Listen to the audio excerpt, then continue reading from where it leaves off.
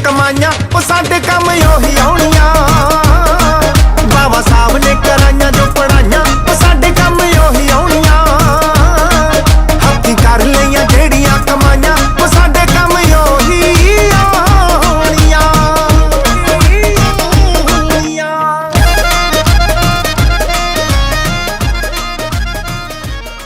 पंडाल विच बैठे हुए मेरे बहुत ही सूझवान वीरों भैनों, सब तो पहला मैं तथागत बुद्ध डॉक्टर भीमराव अंबेडकर, महात्मा ज्योतिराव फूले, माता रमाबाई अंबेडकर, माता सावित्रीबाई फूले नूं प्रणाम करदी हां। जो अज असी संविधान बचाओ जन जागृति अंदोलन रखिया प्रोग्राम का शुरुआत करन जा रहे हैं। थोड़ा जिहा टाइम दे पंक्चुअल असी पहला तो ही नहीं होए। जे असी टाइम दे पंक्चुअल नहीं हुंदे तो असी अपने कदे भी मिशन च कामयाब नहीं हुंदे। सब तो पहला सानू टाइम दे पंक्चुअल होना पऊगा।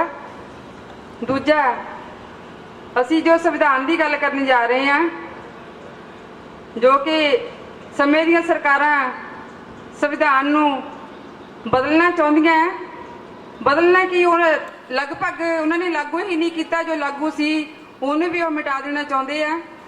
जे असी हुण भी जागरूक ना होए अपने संविधान के प्रति तो वो दिन दूर नहीं जो असी पहले वाली कंडीशनां में जावांगे। साडे पिठ पिछे झाड़ू, मूँह अगे कुज्जा होऊगा, सानू पढ़न का कोई अधिकार नहीं होऊगा, सानू सड़क ते चलण का कोई अधिकार नहीं होऊगा, सानू सूट बूट पाउण दा अधिकार नहीं होऊगा। ये जो भी सानू फैसिलिटियां, जो भी सहूलतां मिलियां सानू संविधान की बदौलत मिलियां। मैं अज तुहाडे विच खड़ी हाँ, अपने भरावां दे बराबर खड़ी हाँ। इस सब तो वड्डा योगदान पहले तो मेरे माँ पिओ का जाता है, जिन्हों ने मैनू संविधान के प्रति या बाबा साहब भीमराव अंबेडकर के मिशन के प्रति जागरूक कराया। उस तो अगे मैं धन्यवाद करदी हाँ डॉक्टर भीमराव अंबेडकर जी का, जिन्होंने संविधान दे विच मैनू बराबरी का हक दिता। जे मैं भी उस बराबर के हक नू भुल गई और अपने संविधान नू बचाउण लई अपने भरावां दा साथ ना दिता तो हो सकता भरावां नालों ज़्यादा दुर्गति मेरी होगी। क्योंकि मनुस्मृति अगर लागू हुंदी है उहदे विच मैनू सती भी होना पऊगा, उहदे विच मैनू पढ़न का अधिकार भी जांदा लगूगा, उहदे विच मैनू जो भी बराबरता का हक है वह भी जांदा लगूगा। इसलिए मेरा फर्ज बनता है, मेरे नाल नाल मेरियां होर भी भैणां जो मेरे भरा आए आ उन्होंने मैं बेनती करदी हाँ कि घरां विच अपनियां बच्चियां नूं, भैणां नूं, मातावां नूं, अपने पार्टनर नूं संविधान की महत्ता दसो ताकि वो भी साडा संविधान अंदोलन का हिस्सा बनन, ताकि असी संविधान के अंदोलन नूं असी होर तेज कर सकीए और अगे वध के असी अपने संविधान की राखी कर सकीए। जे असी ये ना कर पाए तो दिन दूर नहीं जदों असी मुड़ तो गुलाम हो जावांगे। जे असी संविधान की राखी ना कीती ते असी कुछ भी नहीं कर पावांगे। सो मैं बहुता नहीं बोलना चाहती क्योंकि साडे विच एक तो टाइम बहुत ज़्यादा हो चुका है, दूजा साडे विच बहुत सूझबंद साथी आए हैं जो सानू इस डिटेल दे विच जानकारी देणगे और असी सुनना पसंद करांगे। इसलिए मैं चंद लफ्ज़ों में अपनी गल समाप्त करती हाँ। जय भीम, जय भारत, नमो बुद्धाय। जय भीम, जय संविधान। पहले तो मंच पे बैठे जड़ियाँ शख्सियतां ने मैं उन्होंने भी अपने वालों स्वागत भी करता हाँ कि इस प्रोग्राम पहुँचे ने तो समा दे रहे हैं, तो धन्यवाद भी करता हाँ भी ये जड़ा मूवमेंट आ संविधान बचाओ या संविधान जागृति के जोड़े प्रोग्राम ने ये बहुत ज़रूरी ने। क्योंकि जदों संविधान को अनुवाद किया तो वो पता लगा भी बहुत सारिया चीज़ां इदां दियां ने जिहड़ियां बाबा साहब वो नहीं रखना चाहते सी। क्योंकि मैं एक डायरैक्टर प्रिंसीपल की सिर्फ एक या दो एग्जाम्पल देवांगा संविधान दे विचों जो मौजूदा लागू आ। ਉਹਦੇ ਚ ਡਾਇਰੈਕਟਰ ਪ੍ਰਿੰਸੀਪਲ ਦੇ ਵਿੱਚ ਆਰਟੀਕਲ ਸ਼ਾਇਦ 46 ਆ ਜਿਹਦੇ ਵਿੱਚ ਐਂਡ ਤੇ ਲਿਖਿਆ ਵੀ ਗਊਆਂ ਮਾਰਨ ਤੇ ਸਰਕਾਰ ਪਾਬੰਦੀ ਲਗਾਏਗੀ। ਹੁਣ ਮੈਂ ਇਹ ਗੱਲ ਕਹਿੰਦਾ ਨਾ ਵੀ ਜਦੋਂ ਬਾਬਾ ਸਾਹਿਬ ਸੰਵਿਧਾਨ ਲਿਖਣਗੇ ਜਾਂ ਬਾਬਾ ਸਾਹਿਬ ਦੀ ਜੋ ਸੋਚ ਆ ਉਹ ਬਰਾਬਰ ਦੀ ਉਹਨੇ ਫਿਰ ਲਿਖਣਾ ਸੀ ਮੱਝਾਂ ਵੀ, ਗਾਵਾਂ ਵੀ, ਹੋਰ ਵੀ ਬਾਕੀ ਐਨੀਮਲ ਵੀ, ਸਿਰਫ ਗਾਵਾਂ ਮਾਰਨ ਤੇ ਪਾਬੰਦੀ। ਤਾਂ ਜਦੋਂ ਮੈਂ ਉਹਨੂੰ ਖੋਜਿਆ ਤਾਂ ਪਤਾ ਲੱਗਾ ਵੀ ਇਹ ਜਿਹੜਾ ਆਰਟੀਕਲ ਹੈ ਬਾਬਾ ਸਾਹਿਬ ਨਹੀਂ ਚਾਹੁੰਦੇ ਸੀ ਸੰਵਿਧਾਨ 'ਚ ਪਾਉਣਾ, ਤਾਂ ਇਹ ਕਾਂਗਰਸ ਫੰਡਾਮੈਂਟਲ ਰਾਈਟ ਬਣਾਉਣਾ ਚਾਹੁੰਦੀ ਸੀ। ਤੇ ਮੈਂ ਸੋਚਦਾ ਸੀ ਵੀ ਜੇ ਕਿਤੇ ਉਹ ਆਰਟੀਕਲ ਜਿਹੜਾ directive principal of state policy ਦੇ ਵਿੱਚ ਆ, ਜੇ ਕਿਤੇ ਉਹ ਆਰਟੀਕਲ ਸੰਵਿਧਾਨ ਦੇ ਵਿੱਚ ਫੰਡਾਮੈਂਟਲ ਰਾਈਟ ਹੁੰਦਾ ਤਾਂ ਕੀ ਹੋਣਾ ਸੀ? ਬਹੁਤ ਹੀ ਖਤਰਨਾਕ ਨਤੀਜੇ। ਤੁਹਾਡੇ ਘਰ ਬੀਫ ਸਿੱਟਣਾ ਸੀ ਤਾਂ ਤੁਹਾਨੂੰ ਅੰਦਰ, ਕਿਉਂਕਿ ਫੰਡਾਮੈਂਟਲ ਰਾਈਟਸ ਹੈ ਉਹ ਰਾਈਟ ਨੇ ਕਿਉਂਕਿ ਜਿਨ੍ਹਾਂ ਨੂੰ ਲਾਗੂ ਕਰਾਉਣ ਲਈ ਅਸੀਂ ਸਿੱਧੇ ਸੁਪਰੀਮ ਕੋਰਟ ਤੱਕ ਅਪਰੋਚ ਕਰ ਸਕਦੇ ਹਾਂ। ਤਾਂ ਇਹ ਜਿਹੜੀਆਂ ਚੀਜ਼ਾਂ ਆ, ਇੱਦਾਂ ਹੀ ਇੱਕ ਆਰਟੀਕਲ ਅਸੀਂ ਕਹਿੰਦੇ ਵੀ ਭਾਰਤੀ ਸੰਵਿਧਾਨ ਦੀ ਪ੍ਰਸਤਾਵਨਾ ਦੇ ਵਿੱਚ ਜਿਹੜੇ 3 ਸ਼ਬਦ ਜਿਹੜੀ ਇੰਦਰਾ ਗਾਂਧੀ ਗਵਰਨਮੈਂਟ ਨੇ ਪਾਏ ਸੀਗੇ, ਸੈਕੂਲਰ ਸ਼ਬਦ ਵੀ ਇੱਕ ਉਹਦੇ ਵਿੱਚ ਪਾਇਆ ਗਿਆ। ਤਾਂ ਮੈਂ ਨਾਲ ਦੀ ਨਾਲ ਇੱਥੇ ਬੈਠੇ ਆ, ਸੰਵਿਧਾਨ ਦੀਆਂ ਕਾਪੀਆਂ ਤੁਹਾਨੂੰ ਹਿੰਦੀ, ਪੰਜਾਬੀ, ਇੰਗਲਿਸ਼ ਪਿੱਛੇ ਮਿਲਣਗੀਆਂ। ਉਹਦਾ ਆਰਟੀਕਲ 290 ਊੜਾ 290A ਪਲੀਜ਼ ਪੜਿਓ। ਤਾਂ ਉਹ ਕੀ ਕਹਿ ਰਿਹਾ ਵੀ ਦੇਵ ਸੋਮ ਮੰਦਰਾਂ ਨੂੰ ਭਾਰਤ ਸਰਕਾਰ 1 ਨਵੰਬਰ 1956 ਤੋਂ 60 ਲੱਖ ਰੁਪਇਆ ਹਰ ਸਾਲ ਗ੍ਰਾਂਟ ਦੇਗੀ। ਮਤਲਬ ਮੇਰੇ ਕਹਿਣ ਦਾ ਮਤਲਬ ਜੇ ਸੰਵਿਧਾਨ ਸੈਕੂਲਰ ਆ ਤਾਂ ਕਿਸੇ ਇੱਕ ਹੀ ਧਰਮ ਦੇ ਮੰਦਰਾਂ ਨੂੰ ਗ੍ਰਾਂਟ ਕਿਉਂ? ਕਿਸੇ ਨੂੰ ਵੀ ਨਹੀਂ ਜਾਣੀ ਚਾਹੀਦੀ। ਤਾਂ ਜਿਹੜੀਆਂ ਇਹ ਚੀਜ਼ਾਂ ਆ ਜਦ ਤੱਕ ਅਸੀਂ ਸੰਵਿਧਾਨ ਨੂੰ ਪੜ੍ਹਦੇ ਨਹੀਂ ਅਸੀਂ ਸਮਝ ਨਹੀਂ ਸਕਦੇ। ਤੇ ਸ਼ਾਇਦ ਜੇ ਮੈਂ ਅਨੁਵਾਦ ਨਾ ਕਰਦਾ ਮੈਨੂੰ ਨਾ ਮੌਕਾ ਮਿਲਦਾ, ਕਿਉਂਕਿ ਜੇ ਮਿਲਿਆ ਇਹ ਬਾਬਾ ਸਾਹਿਬ ਦੀ ਬਦੌਲਤ ਮਿਲਿਆ। ਤਾਂ ਮੈਂ ਤੁਹਾਨੂੰ ਅੱਜ ਅਪੀਲ ਕਰਦਾ ਵੀ ਆਪਾਂ ਜਿਹੜੇ ਬੁਲਾਰੇ ਆਉਂਦੇ ਆ ਉਹਨਾਂ ਦੇ ਵਿਚਾਰ ਸੁਣੋ, ਨੋਟ ਕਰ ਲਓ, ਤਾਂ ਕਿ ਜਿਹੜੀਆਂ ਇਹ ਜਾਣਕਾਰੀਆਂ ਨੇ ਇਹ ਆਪਾਂ ਆਪਣੇ ਬੱਚਿਆਂ 'ਚ ਗਾ ਸਮਾਜ ਦੇ ਵਿੱਚ ਲਿਜਾ ਸਕੀਏ। ਕਿਉਂਕਿ ਜਿਹੜਾ ਸੰਵਿਧਾਨ ਲਾਗੂ ਤਾਂ ਅਸੀਂ ਕਹਿੰਦੇ 26 ਜਨਵਰੀ 1950 ਤੋਂ ਹੋ ਗਿਆ ਤੇ ਪਾਸ ਤੇ ਜਿਹੜਾ ਅਡਾਪਟ ਕੀਤਾ ਗਿਆ 26 ਨਵੰਬਰ 1949 ਨੂੰ ਕਰ ਲਿਆ ਗਿਆ, ਪਰ ਅਸੀਂ ਕਹਿੰਦੇ ਲਾਗੂ ਅੱਜ ਤੱਕ ਨਹੀਂ ਹੋਇਆ। ਕਿਉਂਕਿ ਜਿਹੜੀ ਉਹਦੀ ਮੂਲ ਭਾਵਨਾ ਆ, ਜਿਹੜੀ ਸਮਾਨਤਾ, ਸੁਤੰਤਰਤਾ ਤੇ ਭਾਈਚਾਰੇ ਦੀ ਬਾਬਾ ਸਾਹਿਬ ਅੰਬੇਡਕਰ ਗੱਲ ਕਰਦੇ ਜਾਂ ਬਹੁਜਨ ਮਹਾਪੁਰਸ਼ ਗੱਲ ਕਰਕੇ ਗਏ ਆ, ਪਰ ਉਹ ਜਿਹੜੀ ਭਾਵਨਾ ਨੂੰ ਹਜੇ ਤੱਕ ਅਸੀਂ ਪ੍ਰਾਪਤ ਨਹੀਂ ਕਰ ਸਕੇ। ਕਿਉਂਕਿ ਜਦੋਂ ਵੀ ਤੁਸੀਂ ਵੀ ਦੇਖੋ ਜਿਹੜਾ ਅਮੀਰ ਹੋਰ ਅਮੀਰ ਹੁੰਦਾ ਜਾ ਰਿਹਾ, ਜਿਹੜਾ ਗਰੀਬ ਹੋਰ ਗਰੀਬ ਹੁੰਦਾ ਜਾ ਰਿਹਾ। ਤੇ ਜਿਹੜੀਆਂ ਸੰਵਿਧਾਨ ਦੀਆਂ ਜਿਹੜੀਆਂ ਮੂਲ ਭਾਵਨਾਵਾਂ ਸੀਗੀਆਂ, ਜਿਹੜਾ ਸੁਤੰਤਰਤਾ, ਸਮਾਨਤਾ ਤੇ ਭਾਈਚਾਰੇ ਦੇ ਆਧਾਰ ਤੋਂ ਜਿਹੜਾ ਸੰਵਿਧਾਨ ਨੂੰ ਲਾਗੂ ਕਰਕੇ ਹਾਸਲ ਕਰਨਾ ਹੀ ਉਦੇਸ਼, ਉਹ ਪਿੱਛੇ ਰਹੀ ਜਾ ਰਿਹਾ। ਅੱਜ ਕੁਝ ਚੁਣਿੰਦਾ ਲੋਕਾਂ ਨੂੰ ਹੀ ਕੰਟਰੈਕਟ ਮਿਲ ਰਹੇ ਨੇ ਸਰਕਾਰੀ। ਇਹ ਸੰਵਿਧਾਨ ਦੀਆਂ ਧੱਜੀਆਂ ਨਹੀਂ ਉਡਾਈਆਂ ਜਾ ਰਹੀਆਂ ਤਾਂ ਹੋਰ ਕੀ ਆ। ਕਿਉਂਕਿ ਜਦੋਂ ਨਿਆਂ ਦੀ ਗੱਲ ਕਰਦੇ ਉੱਥੇ ਆਰਥਿਕ, ਰਾਜਨੀਤਿਕ, ਸਮਾਜਿਕ ਨਿਆਂ ਦੀ ਗੱਲ ਕੀਤੀ ਗਈ ਹੈ ਸੰਵਿਧਾਨ ਦੇ ਵਿੱਚ। ਤੇ ਜੇ ਉਹਦੀ ਗੱਲ ਕੀਤੀ ਗਈ ਹੈ ਤਾਂ ਉਹਨੂੰ ਹਾਸਲ ਕਿਹਨੇ ਕਰਨਾ? ਜਿਹੜੀਆਂ ਸਰਕਾਰਾਂ ਦੀ ਜ਼ਿੰਮੇਵਾਰੀ ਸੀ। ਜੇ ਸਰਕਾਰਾਂ ਆਪਣੀ ਜ਼ਿੰਮੇਵਾਰੀ ਨਹੀਂ ਨਿਭਾ ਰਹੀਆਂ ਤਾਂ ਸਾਨੂੰ ਜ਼ਿੰਮੇਵਾਰੀ ਨਿਭਾਉਣੀ ਪੈਣੀ ਆ। ਕਿਉਂਕਿ ਅੱਜ ਜਿਹੜਾ ਇਹ ਪ੍ਰੋਗਰਾਮ ਦਾ ਉਦੇਸ਼ ਆ ਉਹ ਇਹੀ ਆ ਵੀ ਆਪਾਂ ਆਪਣੇ ਸਮਾਜ ਨੂੰ ਅਵੇਅਰ ਕਰੀਏ ਤਾਂ ਕਿ ਜਿਹੜਾ ਆਉਣ ਵਾਲੀ ਪੀੜ੍ਹੀ ਆ ਉਹਨਾਂ ਨੂੰ ਪਤਾ ਲੱਗ ਸਕੇ ਵੀ ਜਿਹੜੇ ਸੰਵਿਧਾਨ ਨਿਰਮਾਤਾ ਸੀਗੀ, ਚਾਹੇ ਉਹ ਸੰਵਿਧਾਨ ਸਭਾ ਦੀ ਮੈਂ ਪੂਰੀ ਦੀ ਗੱਲ ਕਰ ਲਵਾਂ, ਚਾਹੇ ਬਾਬਾ ਸਾਹਿਬ ਡਾਕਟਰ BR ਅੰਬੇਡਕਰ ਜੀ ਦੀ ਗੱਲ ਕਰਾਂ, ਵੀ ਉਹਨਾਂ ਦਾ ਜਿਹੜਾ ਉਦੇਸ਼ ਸੀਗਾ ਉਹ ਸਮਾਨਤਾ, ਸੁਤੰਤਰਤਾ ਤੇ ਭਾਈਚਾਰੇ ਨੂੰ ਸਥਾਪਿਤ ਕਰਨਾ ਸੀ। ਇਸ ਲਈ ਉਸ ਸੰਵਿਧਾਨ ਨੂੰ ਪਾਸ ਕੀਤਾ ਗਿਆ। ਪਰ ਜਿੱਦਾਂ ਬਾਬਾ ਸਾਹਿਬ ਨੇ ਆਪਣੇ ਜਿਹੜੇ ਭਾਸ਼ਣ ਜਦੋਂ ਸੰਵਿਧਾਨ ਸਭਾ 'ਚ ਪਾਸ ਹੋਇਆ ਸੀ ਉਹਦੇ ਵਿੱਚ ਕਹਿਤਾ ਹੈ ਵੀ ਸੰਵਿਧਾਨ ਜਿੰਨਾ ਮਰਜ਼ੀ ਵਧੀਆ ਹੋਵੇ, ਜੇ ਉਹਨੂੰ ਲਾਗੂ ਕਰਨ ਵਾਲੇ ਬੁਰੇ ਹੋਣਗੇ ਸੰਵਿਧਾਨ ਬੁਰਾ ਸਾਬਤ ਹੋਏਗਾ, ਤੇ ਜੇ ਉਹਨੂੰ ਲਾਗੂ ਕਰਨ ਵਾਲੇ ਚੰਗੇ ਹੋਣਗੇ ਸੰਵਿਧਾਨ ਜਿੰਨਾ ਮਰਜ਼ੀ ਬੁਰਾ ਹੋਏ ਉਹ ਵੀ ਚੰਗਾ ਸਾਬਤ ਹੋਏਗਾ। ਇੰਗਲੈਂਡ ਦੇ ਵਿੱਚ ਕੋਈ ਰਿਟਨ ਕਨਸਟੀਟਿਊਸ਼ਨ ਨਹੀਂ ਹੈਗਾ, ਬਟ ਈਵਨ ਦੇਖੋ ਉੱਥੇ ਦਾ ਜੋ ਅਸੀਂ ਕੰਪੈਰੀਜ਼ਨ ਕਰੀਏ ਤਾਂ ਉੱਥੇ ਦੇ ਹਾਲਾਤ ਦੇਖੋ ਕਿੰਨਾ ਵਧੀਆ ਸਾਡੇ ਨਾਲੋਂ। ਤੇ ਅਸੀਂ ਉਹਨਾਂ ਰਿਟਨ ਦੇ ਵਿੱਚ ਹੋਣ ਦੇ ਬਾਵਜੂਦ ਵੀ ਇੱਥੇ ਸਾਡੇ ਜਿਹੜੇ ਰਾਈਟਸ ਨੇ ਉਹਨਾਂ ਨੂੰ ਅਸੀਂ ਲੈ ਨਹੀਂ ਪਾਏ। ਸੋ ਇਹਦੇ ਵਿੱਚ ਬਹੁਤ ਸਾਰੀਆਂ ਕਮੀਆਂ ਨੇ, ਬਹੁਤ ਸਾਰੇ ਰੋਲ ਪਲੇ ਕਰਦੇ ਨੇ ਫੈਕਟਰ, ਕੱਲਾ ਇੱਕ ਰੋਲ ਨਹੀਂ ਮੈਂ ਕਹਿ ਸਕਦਾ। ਸੋ ਮੈਂ ਇਹੀ ਅੱਜ ਦਾ ਇਹ ਅਪੀਲ ਕਰਾਂਗਾ, ਮੈਨੂੰ ਜਿੰਨਾ ਕੁ ਸਮਾਂ ਦਿੱਤਾ ਮੈਨੂੰ ਲੱਗਦਾ ਮੈਂ ਇੰਨੀ ਹੀ ਗੱਲ ਰੱਖਾਂ। ਤੇ ਆਪਾਂ ਨੂੰ ਪੜ੍ਹਨਾ ਪਏਗਾ, ਬਾਬਾ ਸਾਹਿਬ ਨੂੰ ਪੜ੍ਹਨਾ ਪਏਗਾ। ਪੜ੍ਹਨ ਤੋਂ ਬਾਅਦ ਸੰਵਿਧਾਨ ਨੂੰ ਨਾਲ ਚੱਕੋ, ਫਿਰ ਪਤਾ ਲੱਗੇਗਾ ਉਹਦੇ ਪਿੱਛੇ ਫਿਲਾਸਫੀ ਕੀ ਸੀ, ਉਹਨੂੰ ਬਣਾਉਣ ਦਾ ਉਦੇਸ਼ ਕੀ। ਜੇ ਉਦੇਸ਼ ਨਹੀਂ ਅਸੀਂ ਇੰਨੇ ਸਾਲਾਂ 'ਚ ਹਾਸਲ ਕਰ ਪਏ ਤਾਂ ਕਿਉਂ? ਤੇ ਇਹਦੇ ਲਈ ਜ਼ਿੰਮੇਵਾਰ ਕੌਣ ਹੈ? ਜਦੋਂ ਜ਼ਿੰਮੇਵਾਰ ਤੁਹਾਨੂੰ ਪਤਾ ਲੱਗ ਗਿਆ ਕੌਣ ਆ, ਫਿਰ ਤੁਸੀਂ ਨੈਚੁਰਲੀ ਉਹਦੀ ਜ਼ਿੰਮੇਵਾਰੀ ਲਈ ਉਹਨੂੰ ਫੜੋਗੇ ਵੀ। ਸੋ ਇਹਨਾਂ ਸ਼ਬਦਾਂ ਲਈ ਮੈਂ ਮੂਲ ਨਿਵਾਸੀ ਸੰਘ ਦਾ ਧੰਨਵਾਦ ਕਰਦਾ ਤੇ ਨਮੋ ਬੁੱਧਾਏ, ਜੈ ਭੀਮ, ਜੈ ਭਾਰਤ। ਗੁਰੂ ਪਿਆਰੀ ਸਾਧ ਸੰਗਤ ਨੂੰ ਪਿਆਰ ਭਰੀ ਜੈ ਗੁਰਦੇਵ, ਧੰਨ ਗੁਰਦੇਵ, ਜੈ ਭੀਮ।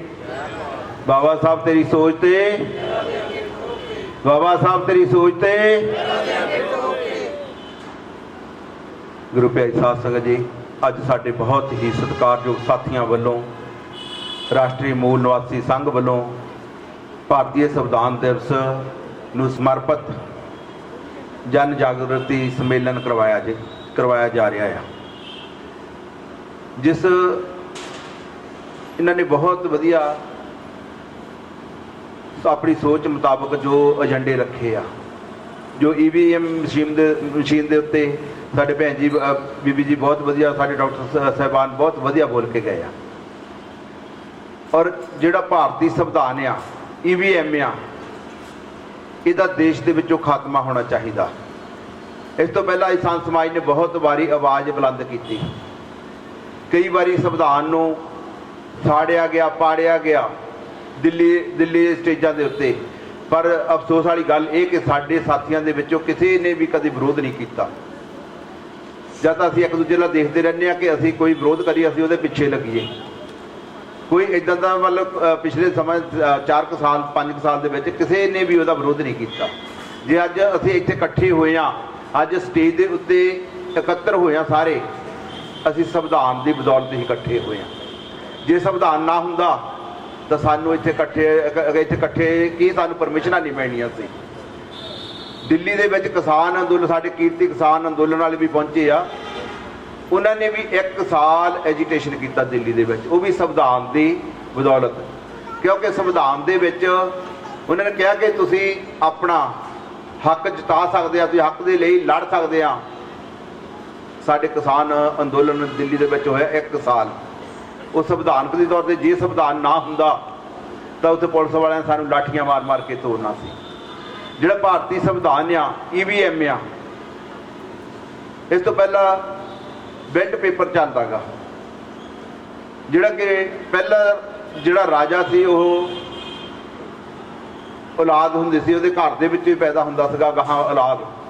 ਔਰ ਡਾਕਟਰ ਬਾਬਾ ਸਾਹਿਬ ਨੇ ਉਹਨਾਂ ਨੇ ਕਿਹਾ ਕਿ ਤੁਹਾਨੂੰ ਜ਼ਰੂਰਤ ਨਹੀਂ, ਰਾਜਾ ਉਹ ਬਣੂਗਾ ਜਿਹਨੂੰ ਤੁਸੀਂ ਚਾਹੁੰਦੇ ਆ, ਜਿਹਨੂੰ ਤੁਸੀਂ ਮੰਨਦੇ ਆ ਵੀ ਤੁਹਾਡੇ ਸਮਾਜ ਲਈ ਵਧੀਆ ਆ, ਤੁਸੀਂ ਉਹਨੂੰ ਰਾਜਾ ਆਪਣੀ ਮਰਜ਼ੀ ਦਾ ਚੁਣ ਸਕਦੇ ਆ। ਉਹ ਵੀ ਸਰਕਾਰਾਂ ਨੇ ਖਤਮ ਕਰਕੇ EVM ਮਸ਼ੀਨ ਲਾਗੂ ਕਰਤੀ। EVM ਮਸ਼ੀਨ ਕੀ ਆ? ਦਿੱਲੀ ਦੇ ਵਿੱਚ ਸੋਚਣ ਵਾਲੀ ਗੱਲ ਆ। ਹੁਣ ਮੈਂ ਕੋਈ ਰਾਜਨੀਤੀ ਗੱਲ ਨਹੀਂ ਕਰਦਾ, ਜੋ ਦੁਨੀਆ ਦੇ ਵਿੱਚ ਹੋ ਰਿਹਾ ਮੈਂ ਉਹ ਦੱਸਦਾ। ਕਈ ਲੋਕ ਕਹਿੰਦੇ ਤੁਸੀਂ ਸਾਧ ਆ, ਤੁਸੀਂ ਕੀ ਲੈਣਾ, ਤੁਸੀਂ ਆਰਾਮ ਨਾਲ ਡੇਰਿਆਂ ਦੇ ਵਿੱਚ ਬੈਠੋ। ਜਦੋਂ ਸਮਾਜਿਕ ਦੇ ਤੌਰ ਤੇ ਡੇਰਿਆਂ ਦੀ ਗੱਲ ਵੀ ਚੱਲਦੀ ਆ, ਅਸੀਂ ਸੰਵਿਧਾਨਕ ਤੌਰ ਤੇ ਡੇਰਿਆਂ ਦੇ ਵਿੱਚ ਸਾਨੂੰ ਹੱਕ ਹਕੂਕ ਆ, ਜਿਹਦੇ ਕਰਕੇ ਅਸੀਂ ਡੇਰਿਆਂ ਦੇ ਵਿੱਚ ਬੈਠੇ ਆ। EVM ਦੀ ਜਿਹੜੀ ਮਸ਼ੀਨ ਆ ਦਿੱਲੀ ਦੇ ਵਿੱਚ, ਜਿਹੜੀ ਥੱਲੇ ਵਾਲੀ ਆ, ਇੱਕ A ਆ ਤੇ ਟੀਮ ਆ, ਇੱਕ B ਆ ਤੇ ਇੱਕ C, ਗਾਹਾਂ ਕਿੰਨੀਆਂ ਚੱਲ ਪੰਨੀਆਂ। ਉੱਥੇ ਜਿਹੜੀ ਸਰਕਾਰ ਆ ਇਸ ਵੇਲੇ ਆਮ ਆਦਮੀ ਪਾਰਟੀ ਦੀ ਆ। ਜਦੋਂ ਵੀ ਉੱਥੇ ਜਿੱਤ ਕਰਦੇ ਆ, ਝਾੜੂ ਫੇਰ ਹੁੰਝਾ ਜਿੱਤ ਕਰਦੇ ਆ। ਜਿਹੜੀ ਉੱਪਰਲੀ ਹੁੰਦੀ ਆ ਆਪਣੇ MP ਦੇ ਵਿੱਚ ਉਹ ਜਿੱਤ ਨਹੀਂ ਰਹੇ। ਇਹਦਾ ਮਤਲਬ ਇੱਥੋਂ ਪਤਾ ਲੱਗਦਾ ਵੀ ਇਹਨਾਂ ਨੇ ਕਿਹਾ ਵੀ ਥੱਲੇ ਵਾਲੇ ਤੁਸੀਂ ਲਈ ਜਾਓ ਤਾਂ ਉੱਪਰਲੇ ਅਸੀਂ ਕਰੀ ਜਾਂਦੇ ਆ। ਰਾਜ ਜਿਹੜਾ ਆ ਉਹ ਸੋਚ ਸਮਝ ਕੇ ਕਰ ਰਹੇ ਆ ਕਿ EVM ਦਾ ਵਿਰੋਧ ਹੋਇਆ, ਕਿਸੇ ਨੂੰ ਵੋਟ ਪਾਉਂਦੇ ਆ, ਉਹ ਦੂਸਰੇ ਪਾਸੇ ਜਾ ਕੇ ਪਿਛਲੇ ਦਿਨੀ ਸੋਸ਼ਲ ਮੀਡੀਆ ਦੇ ਉੱਤੇ ਬਹੁਤ ਚੱਲਿਆ, ਪਰ ਕੋਈ ਸਰਕਾਰਾਂ ਇੱਧਰ ਨੂੰ ਟੱਸ ਤੇ ਮਸ ਨਹੀਂ ਹੋ ਰਹੀਆਂ। EVM ਮਸ਼ੀਨ ਜਿਹੜੀ ਆ ਉਹ ਕੀ ਆ? ਉਹ ਇੱਕ ਮਸ਼ੀਨ ਜਿਹੜੇ ਅੱਜ ਰਾਜਾ ਪੈਦੇ ਹੁੰਦੇ ਅੱਗੇ, ਮਤਲਬ ਜਿਹੜੇ ਆਪਣੀ ਮਰਜ਼ੀ ਨਾਲ ਡਾਕਟਰ ਬਾਬਾ ਸਾਹਿਬ ਨੇ ਸਾਨੂੰ ਹੱਕ ਹਕੂਕ ਲੈ ਕੇ ਦਿੱਤੇ ਆ, ਤੁਸੀਂ ਆਪਣੀ ਮਰਜ਼ੀ ਨਾਲ ਚੁਣ ਸਕਦੇ। ਹੁਣ ਜਿਹੜਾ ਰਾਜਾ ਆ ਉਹ ਮਸ਼ੀਨੀ ਰਾਜਾ ਮਤਲਬ ਬਣਦਾ ਆ। ਉਹ ਜਿਹੜਾ ਮਸ਼ੀਨੀ ਰਾਜਾ ਆ, ਜਿੱਦਾਂ ਰਿਮੋਟ ਆ, ਉਹ ਜਿੱਧਰ ਨੂੰ ਚੱਲਣਾ ਉਧਰ ਨਹੀਂ ਕਰਨਾ, ਉਹ ਦੂਸਰੇ ਦੀ ਤਾਂ ਮਰਜ਼ੀ ਕਰਨੀ ਨਹੀਂ। ਇਸ ਕਰਕੇ ਇਹ ਜਿਹੜਾ EVM ਮਸ਼ੀਨ ਆ, ਇਹਦੇ ਉੱਤੇ ਅਸੀਂ ਥੋੜੇ ਜਾਣੇ ਰੌਲਾ ਪਾਉਂਦੇ ਆ, ਵੋਟਾਂ ਦੇ ਨੇੜੇ ਜਾ ਕੇ ਵੀ ਥੋੜੇ ਜਾਣੇ ਪਾਉਂਦੇ ਆ। ਜਦੋਂ ਵੋਟਾਂ ਹੋ ਜਾਂਦੀ ਫਿਰ ਮਤਲਬ ਸਾਰੇ ਗੂੰਗੇ ਬੋਲ ਜਾਂਦੇ, ਕੋਈ ਨਹੀਂ ਸੁਣਦਾ, ਕੋਈ ਨਹੀਂ ਬੋਲਦਾ ਇਸ ਪਾਸੇ ਨੂੰ। ਜੇ ਅੱਜ ਸਾਡੇ ਭਾਰਤ ਰਾਸ਼ਟਰੀ ਮੂਲ ਨਿਵਾਸੀ ਸੰਘ ਵਾਲਿਆਂ ਨੇ ਇਹ ਮੁੱਦਾ ਚੱਕਿਆ ਆ, ਸਾਨੂੰ ਸਾਰਿਆਂ ਨੂੰ ਇਹਨਾਂ ਦਾ ਸਾਥ ਦੇਣਾ ਚਾਹੀਦਾ। ਇਹਨਾਂ ਦੇ ਘਰ ਦਾ ਇਕੱਲਿਆਂ ਦਾ ਨਹੀਂ, ਇਹ ਸਾਰਿਆਂ ਦਾ ਆ। ਜੇ ਸੋਚੀਏ ਸਾਰਿਆਂ ਲਈ ਆ। ਜੇ ਭਾਰਤੀ ਸੰਵਿਧਾਨ ਨੂੰ ਅੱਜ ਬਦਲ ਵੀ ਰਹੇ ਆ ਔਰ ਆਪਣੀ ਜਿਹੜੀ ਆ ਮਨੂ ਸਿਮਰਤੀ ਲਾਗੂ ਵੀ ਕਰ ਰਹੇ ਆ, ਕਿਉਂਕਿ ਭਾਰਤ ਦਾ ਸੰਵਿਧਾਨ ਨੂੰ ਬਦਲ ਕੇ ਹਿੰਦੂ ਘੋਸ਼ਿਤ ਇੱਥੇ ਰਾਸ਼ਟਰ ਜਿਹੜਾ ਹਿੰਦੂ ਘੋਸ਼ਿਤ ਕਰਨ ਨੂੰ ਤਿਆਰ ਬੈਠੇ ਆ, ਜਿਹੜਾ ਕਿ ਉਹਨਾਂ ਦਾ ਸੁਪਨਾ ਕਦੇ ਵੀ ਪੂਰਾ ਨਹੀਂ ਹੋਵੇਗਾ, ਨਾ ਅਸੀਂ ਇਹ ਪੂਰਾ ਹੋਣ ਦੇਵਾਂਗੇ। ਚਾਹੇ ਇਹਦੇ ਲਈ ਸਾਨੂੰ ਸੰਤ ਸਮਾਜ ਨੂੰ ਰੋਡਾਂ ਦੇ ਉੱਤੇ ਸਾਨੂੰ ਕਤਰਾ ਖੂਨ ਦਾ ਹੀ ਬਹਾਉਣਾ ਪੈ ਜਾਵੇ, ਅਸੀਂ ਬਹਾਉਣ ਨੂੰ ਤਿਆਰ ਹਾਂ। ਸਾਨੂੰ ਸਿਰਫ ਭਾਰਤੀ ਸੰਵਿਧਾਨ ਚਾਹੀਦਾ, ਉਹ ਸੰਵਿਧਾਨ ਚਾਹੀਦਾ ਜਿਹਦੇ ਨਾਲ ਸਾਨੂੰ ਬਰਾਬਰਤਾ ਦੇ ਹੱਕ ਮਿਲੇ ਆ। ਸਾਨੂੰ ਬਰਾਬਰਤਾ ਮਿਲੀ ਆ, ਸਾਨੂੰ ਸਕੂਲਾਂ ਦੇ ਵਿੱਚ ਪੜ੍ਹਨ ਲਈ ਸਮਾਂ ਮਿਲਿਆ, ਮੌਕੇ ਮਿਲੇ ਆ। ਅਸੀਂ ਦੂਸਰੇ ਸੰਵਿਧਾਨਾਂ ਤੋਂ ਕੀ ਲੈਣਾ? ਇਹ ਜਿਹੜੇ ਭਾਰਤ ਜਿਹੜਾ ਆ ਇਹਨੂੰ ਸਿਰਫ ਬਦਲ ਕੇ ਇੱਥੋਂ ਕਹਿੰਦੇ ਕਿ ਇਸ ਭਾਰਤ ਦੇ ਵਿੱਚੋਂ ਸਿਰਫ ਹਿੰਦੂ ਰਾਸ਼ਟਰ ਰਾਜ ਹੋਊਗਾ। ਜਿਹੜੇ ਮੁਸਲਮਾਨ ਆ ਉਹਨਾਂ ਨੂੰ ਕੱਢ ਕੇ ਉਹਨਾਂ ਨੂੰ ਕਹਿੰਦੇ ਅਰਬ ਦੇਸ਼ਾਂ ਦੇ ਵਿੱਚ ਭੇਜ ਦੇਣਾ। ਜੋ ਸਾਡਾ ਬੀਬੀ ਦੱਸ ਕੇ ਗਏ ਵੀ ਪਹਿਲਾਂ ਸਾਡਾ ਹਾਲ ਸੀ ਉਹ ਝਾੜੂ ਦੇ ਬੰਨਣ ਦੀਆਂ ਤਿਆਰੀਆਂ ਹੋ ਰਹੀਆਂ, ਮੂੰਹ ਦੇ ਕੁੱਜੇ ਵੱਲ ਤਿਆਰ ਹੋ ਜਾਣੇ ਜੇ ਰਾਮ ਰਾਜ ਇੱਥੇ ਆ ਗਿਆ। ਜਿਹੜਾ ਕਿ ਅਸੀਂ ਮਤਲਬ ਨਾ ਰਾਮ ਰਾਜ ਹੋਣ ਇੱਥੇ ਨਹੀਂ ਮਤਲਬ ਉਹਨਾਂ ਨੂੰ ਘੋਸ਼ਿਤ ਨਹੀਂ ਕਰ ਦੇਵਾਂਗੇ। ਇਹਦੇ ਲਈ ਸਾਨੂੰ ਸੰਤ ਸਮਾਜ ਨੂੰ ਵੀ ਸਾਰਿਆਂ ਨੂੰ ਵੀ ਅਸੀਂ ਜ਼ਮੀਨ ਦੇ ਉੱਤੇ ਰੋਡਾਂ ਦੇ ਉੱਤੇ ਜਿੱਥੇ ਵੀ ਸਾਨੂੰ ਮਤਲਬ ਜੋ ਵੀ ਹੱਥ ਕੰਡਾ ਅਪਣਾਉਣਾ ਪਵੇ ਅਸੀਂ ਤੁਹਾਡੇ ਨਾਲ ਆ, ਅਸੀਂ ਤੁਹਾਡਾ ਸਾਥ ਦੇਵਾਂਗੇ। ਇਹ ਜਿਹੜਾ ਦੇਸ਼ ਆ ਇਹ ਅੱਜ ਆਜ਼ਾਦ ਆ, ਸਾਡੇ ਲਈ ਆਜ਼ਾਦ ਹੈ, ਦੂਸਰੇ ਲਈ ਭਾਵੇਂ ਗੁਲਾਮ ਹੋਊਗਾ ਪਰ ਅਸੀਂ ਇਹਨੂੰ ਗੁਲਾਮ ਕਿਸੇ ਦੇ ਹਵਾਲੇ ਨਹੀਂ ਕਰਾਂਗੇ ਜਿੰਨਾ ਚਿਰ ਸਾਡਾ ਸੰਵਿਧਾਨ ਆ। ਡਾਕਟਰ ਬਾਬਾ ਸਾਹਿਬ ਜਿਨ੍ਹਾਂ ਨੇ ਸੰਵਿਧਾਨ ਲਿਖਿਆ ਇੰਨੀ ਮਿਹਨਤ ਕੀਤੀ, ਭਾਵੇਂ ਉਹ ਸਾਡੇ ਵਿੱਚੋਂ ਗਿਆ ਨੂੰ ਕਾਫੀ ਸਮਾਂ ਹੋ ਗਿਆ ਪਰ ਸੰਵਿਧਾਨਕ ਤੌਰ ਤੇ ਅੱਜ ਵੀ ਸਾਡੇ ਵਿੱਚ ਉਹ ਜਿੰਦਾ ਆ। ਜਿੰਨਾ ਚਿਰ ਸੰਵਿਧਾਨ ਆ ਉਹ ਜਿੰਦਾ ਬੈਠੇ ਆ। ਉਹਨਾਂ ਨੇ ਉਸ ਦਿਨ ਮਰਨਾ ਜਿੱਦਣ ਸੰਵਿਧਾਨ ਖਤਮ ਹੋ ਗਿਆ। ਅਸੀਂ ਉਹਨਾਂ ਦੇ ਸੁਪਨੇ ਕਦੀ ਪੂਰੇ ਨਹੀਂ ਹੋਣ ਦੇਵਾਂਗੇ। ਅਸੀਂ ਰਾਸ਼ਟਰੀ ਮੂਲ ਨਿਵਾਸੀ ਸੰਘ ਦੇ ਨਾਲ ਅਸੀਂ ਖੜੇ ਤਿਆਰ ਖੜੇ ਆ। ਉਹਨਾਂ ਦੀਆਂ ਸੋਚਾਂ ਆ, ਜਿਹੜੇ ਗੁਰਦੁਆਰੇ ਆ, ਮੰਦਿਰ ਆ, ਗੁਰਦੁਆਰੇ ਆ, ਮੁਸਲਮਾਨਾਂ ਦੇ ਗੁਰੂ ਘਰ ਆ, ਮਸਜਿਦਾਂ ਆ, ਇਹਨਾਂ ਨੂੰ ਮੰਦਿਰਾਂ ਦੇ ਵਿੱਚ ਤਬਦੀਲ ਕਰਨਾ। ਜਦੋਂ ਇਹਨਾਂ ਦਾ ਆਪਣਾ ਰਾਸ਼ਟਰ ਆ ਗਿਆ, ਹਿੰਦੂ ਰਾਸ਼ਟਰ ਜਿਹੜਾ ਬਣਾਉਣ ਨੂੰ ਤਿਆਰ ਆ, ਸਾਨੂੰ ਸਾਰਿਆਂ ਨੂੰ ਇਕੱਠੇ ਹੋਣ ਦੀ ਜ਼ਰੂਰਤ ਆ। ਸਾਡਾ ਮੁਸਲਮਾਨ ਭਾਈਚਾਰਾ, ਸਾਡਾ ਸਿੱਖ ਭਾਈਚਾਰਾ, ਸਾਡਾ ਐਸਸੀ ਭਾਈਚਾਰਾ ਜੇ ਇਕੱਠੇ ਹੋ ਜਾਣ ਤਾਂ ਸਰਕਾਰਾਂ ਨੇ ਇਹਨਾਂ ਦੇ ਮੂਹਰੇ ਭੱਜੇ ਫਿਰਨਾ ਜੇ ਸਾਡਾ ਇਕੱਠ ਹੋ ਜਵੇ। ਪਰ ਅਸੀਂ ਵੀ ਸੰਵਿਧਾਨਕ ਤੌਰ ਦੇ ਉੱਤੇ ਜੇ ਸਾਨੂੰ ਅੱਜ MP MLA ਉਹਨਾਂ ਦੇ ਵਿੱਚ ਬੈਠੇ ਆ, ਉਹ ਗੂੰਗੇ ਤੋਤੇ ਆ, ਕੋਈ ਬੋਲਦਾ ਨਹੀਂ ਸਮਾਜ ਦੇ ਲਈ। ਉਹਨਾਂ ਨੂੰ ਉਹ ਬੋਲਦੇ ਨਹੀਂ ਕਿਉਂ? ਉਹਨਾਂ ਨੂੰ ਕੁਰਸੀ ਪਿਆਰੀ ਆ। ਇਹ ਜਿਹੜੇ ਅੱਜ ਨੌਜਵਾਨ ਆ ਇਹਨਾਂ ਨੂੰ ਕੁਰਸੀ ਪਿਆਰੇ ਨੇ, ਇਹਨਾਂ ਨੂੰ ਇਹ ਸੇਵਾ ਲਈ ਬੈਠੇ ਆ। ਜਿਹੜਾ ਸੇਵਾ ਲਈ ਤੁਰਦਾ, ਜਿਹੜਾ ਧਰਤੀ ਦੇ ਨਾਲ ਜੁੜਿਆ ਆ, ਅਸੀਂ ਲੋਕ ਜਿਹੜੇ ਆ ਧਰਤੀ ਦੇ ਨਾਲ ਜੁੜੇ ਆ। ਜਿਹੜੇ ਸਾਡੇ MLA MP ਉੱਪਰ ਚਲੇ ਗਏ ਉਹ ਉੱਪਰ ਉੱਡਦੇ ਆ, ਉਹ ਧਰਤੀ ਦੇ ਨਾਲ ਉਹਨਾਂ ਦਾ ਜਿਹੜਾ ਸਰਕਲ ਆ ਉਹ ਕੱਟਿਆ ਗਿਆ। ਉਹ ਜਦੋਂ ਉੱਪਰ ਉੱਡਦੇ ਆ ਉਹ ਡਿੱਗਣਗੇ, ਮੂੰਹ ਭਾਨੇ ਡਿੱਗਣਗੇ। ਧਰਤੀ ਦੇ ਨਾਲ ਉਹ ਜੁੜਿਆ ਹੁੰਦਾ ਜਿਹੜਾ ਸੇਵਾ ਕਰਦਾ, ਅਸੀਂ ਉਹਦੇ ਨਾਲ ਦਿਨ ਪਰ ਰਾਤ ਖੜੇ ਆ। ਮੈਂ ਸਾਰੀਆਂ ਸੰਗਤਾਂ ਦਾ ਧੰਨਵਾਦ ਕਰਦਾ ਕਿ ਇੱਥੇ ਪਹੁੰਚੇ ਆ, ਜਿੰਨੇ ਵੀ ਸਾਡੇ ਬੁਲਾਰੇ ਪਹੁੰਚੇ, ਮੈਂ ਇਹਨਾਂ ਦਾ ਵੀ ਬਹੁਤ ਬਹੁਤ ਧੰਨਵਾਦ ਕਰਦਾ। ਔਰ ਮੈਂ ਅਖੀਰ ਇਹੀ ਮਤਲਬ ਸਾਹਿਬ ਜੀ ਨੂੰ ਕਹਿਣਾ ਚਾਹੁੰਦਾ ਕਿ ਅਸੀਂ ਤੁਹਾਡੇ ਮੋਢੇ ਨਾਲ ਮੋਢਾ ਜੋੜ ਕੇ ਖੜਾਂਗੇ। ਜੈ ਗੁਰਦੇਵ, ਧੰਨ ਗੁਰਦੇਵ, ਜੈ ਭੀਮ, ਜੈ ਭੀਮ, ਜੈ ਭੀਮ। ਬਾਬਾ ਸਾਹਿਬ ਤੇਰੀ ਸੋਚ ਤੇ ਸਮੁੱਚੀ ਟੀਮ, ਪ੍ਰਿੰਸੀਪਲ ਜਗਿੰਦਰ ਸਿੰਘ ਜੀ ਔਰ ਮੋਹਨ ਲਾਲ ਜੀ ਸਰ, ਤਾਰਾ ਮੀਣਾ ਜੀ, ਤੇ ਅਸੀਂ ਉਹਨਾਂ ਦੇ ਇੱਥੇ ਪਹੁੰਚਣ ਦੇ ਧੰਨਵਾਦ ਵੀ ਕਰਦੇ ਹਾਂ।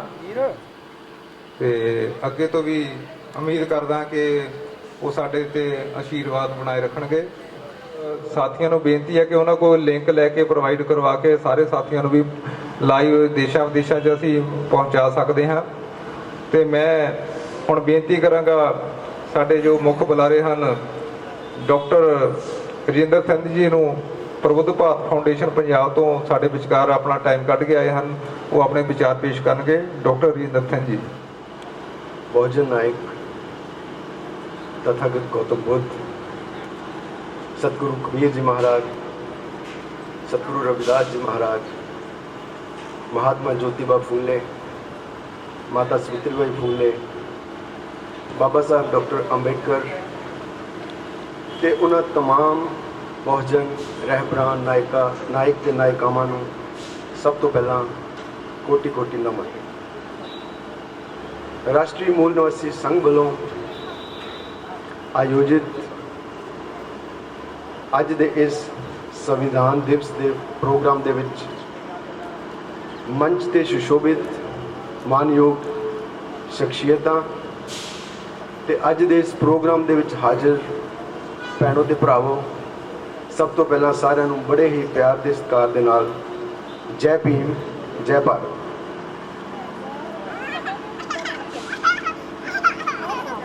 26 ਨਵੰਬਰ ਸੰਵਿਧਾਨ ਦਿਵਸ ਦੇ ਰੂਪ ਦੇ ਵਿੱਚ ਮਨਾਇਆ ਜਾਂਦਾ। ਸਾਡਾ ਸੰਵਿਧਾਨ ਕੀ ਹੈ? ਸਾਡਾ ਸੰਵਿਧਾਨ ਪਿਛਲੇ 2600 ਸਾਲ ਦੇ ਭਾਰਤ ਦੇ ਇਤਿਹਾਸ ਦੇ ਵਿੱਚ ਬਹੁਜਨ ਨਾਇਕ ਤੇ ਨਾਇਕਾਵਾਂ ਦੁਆਰਾ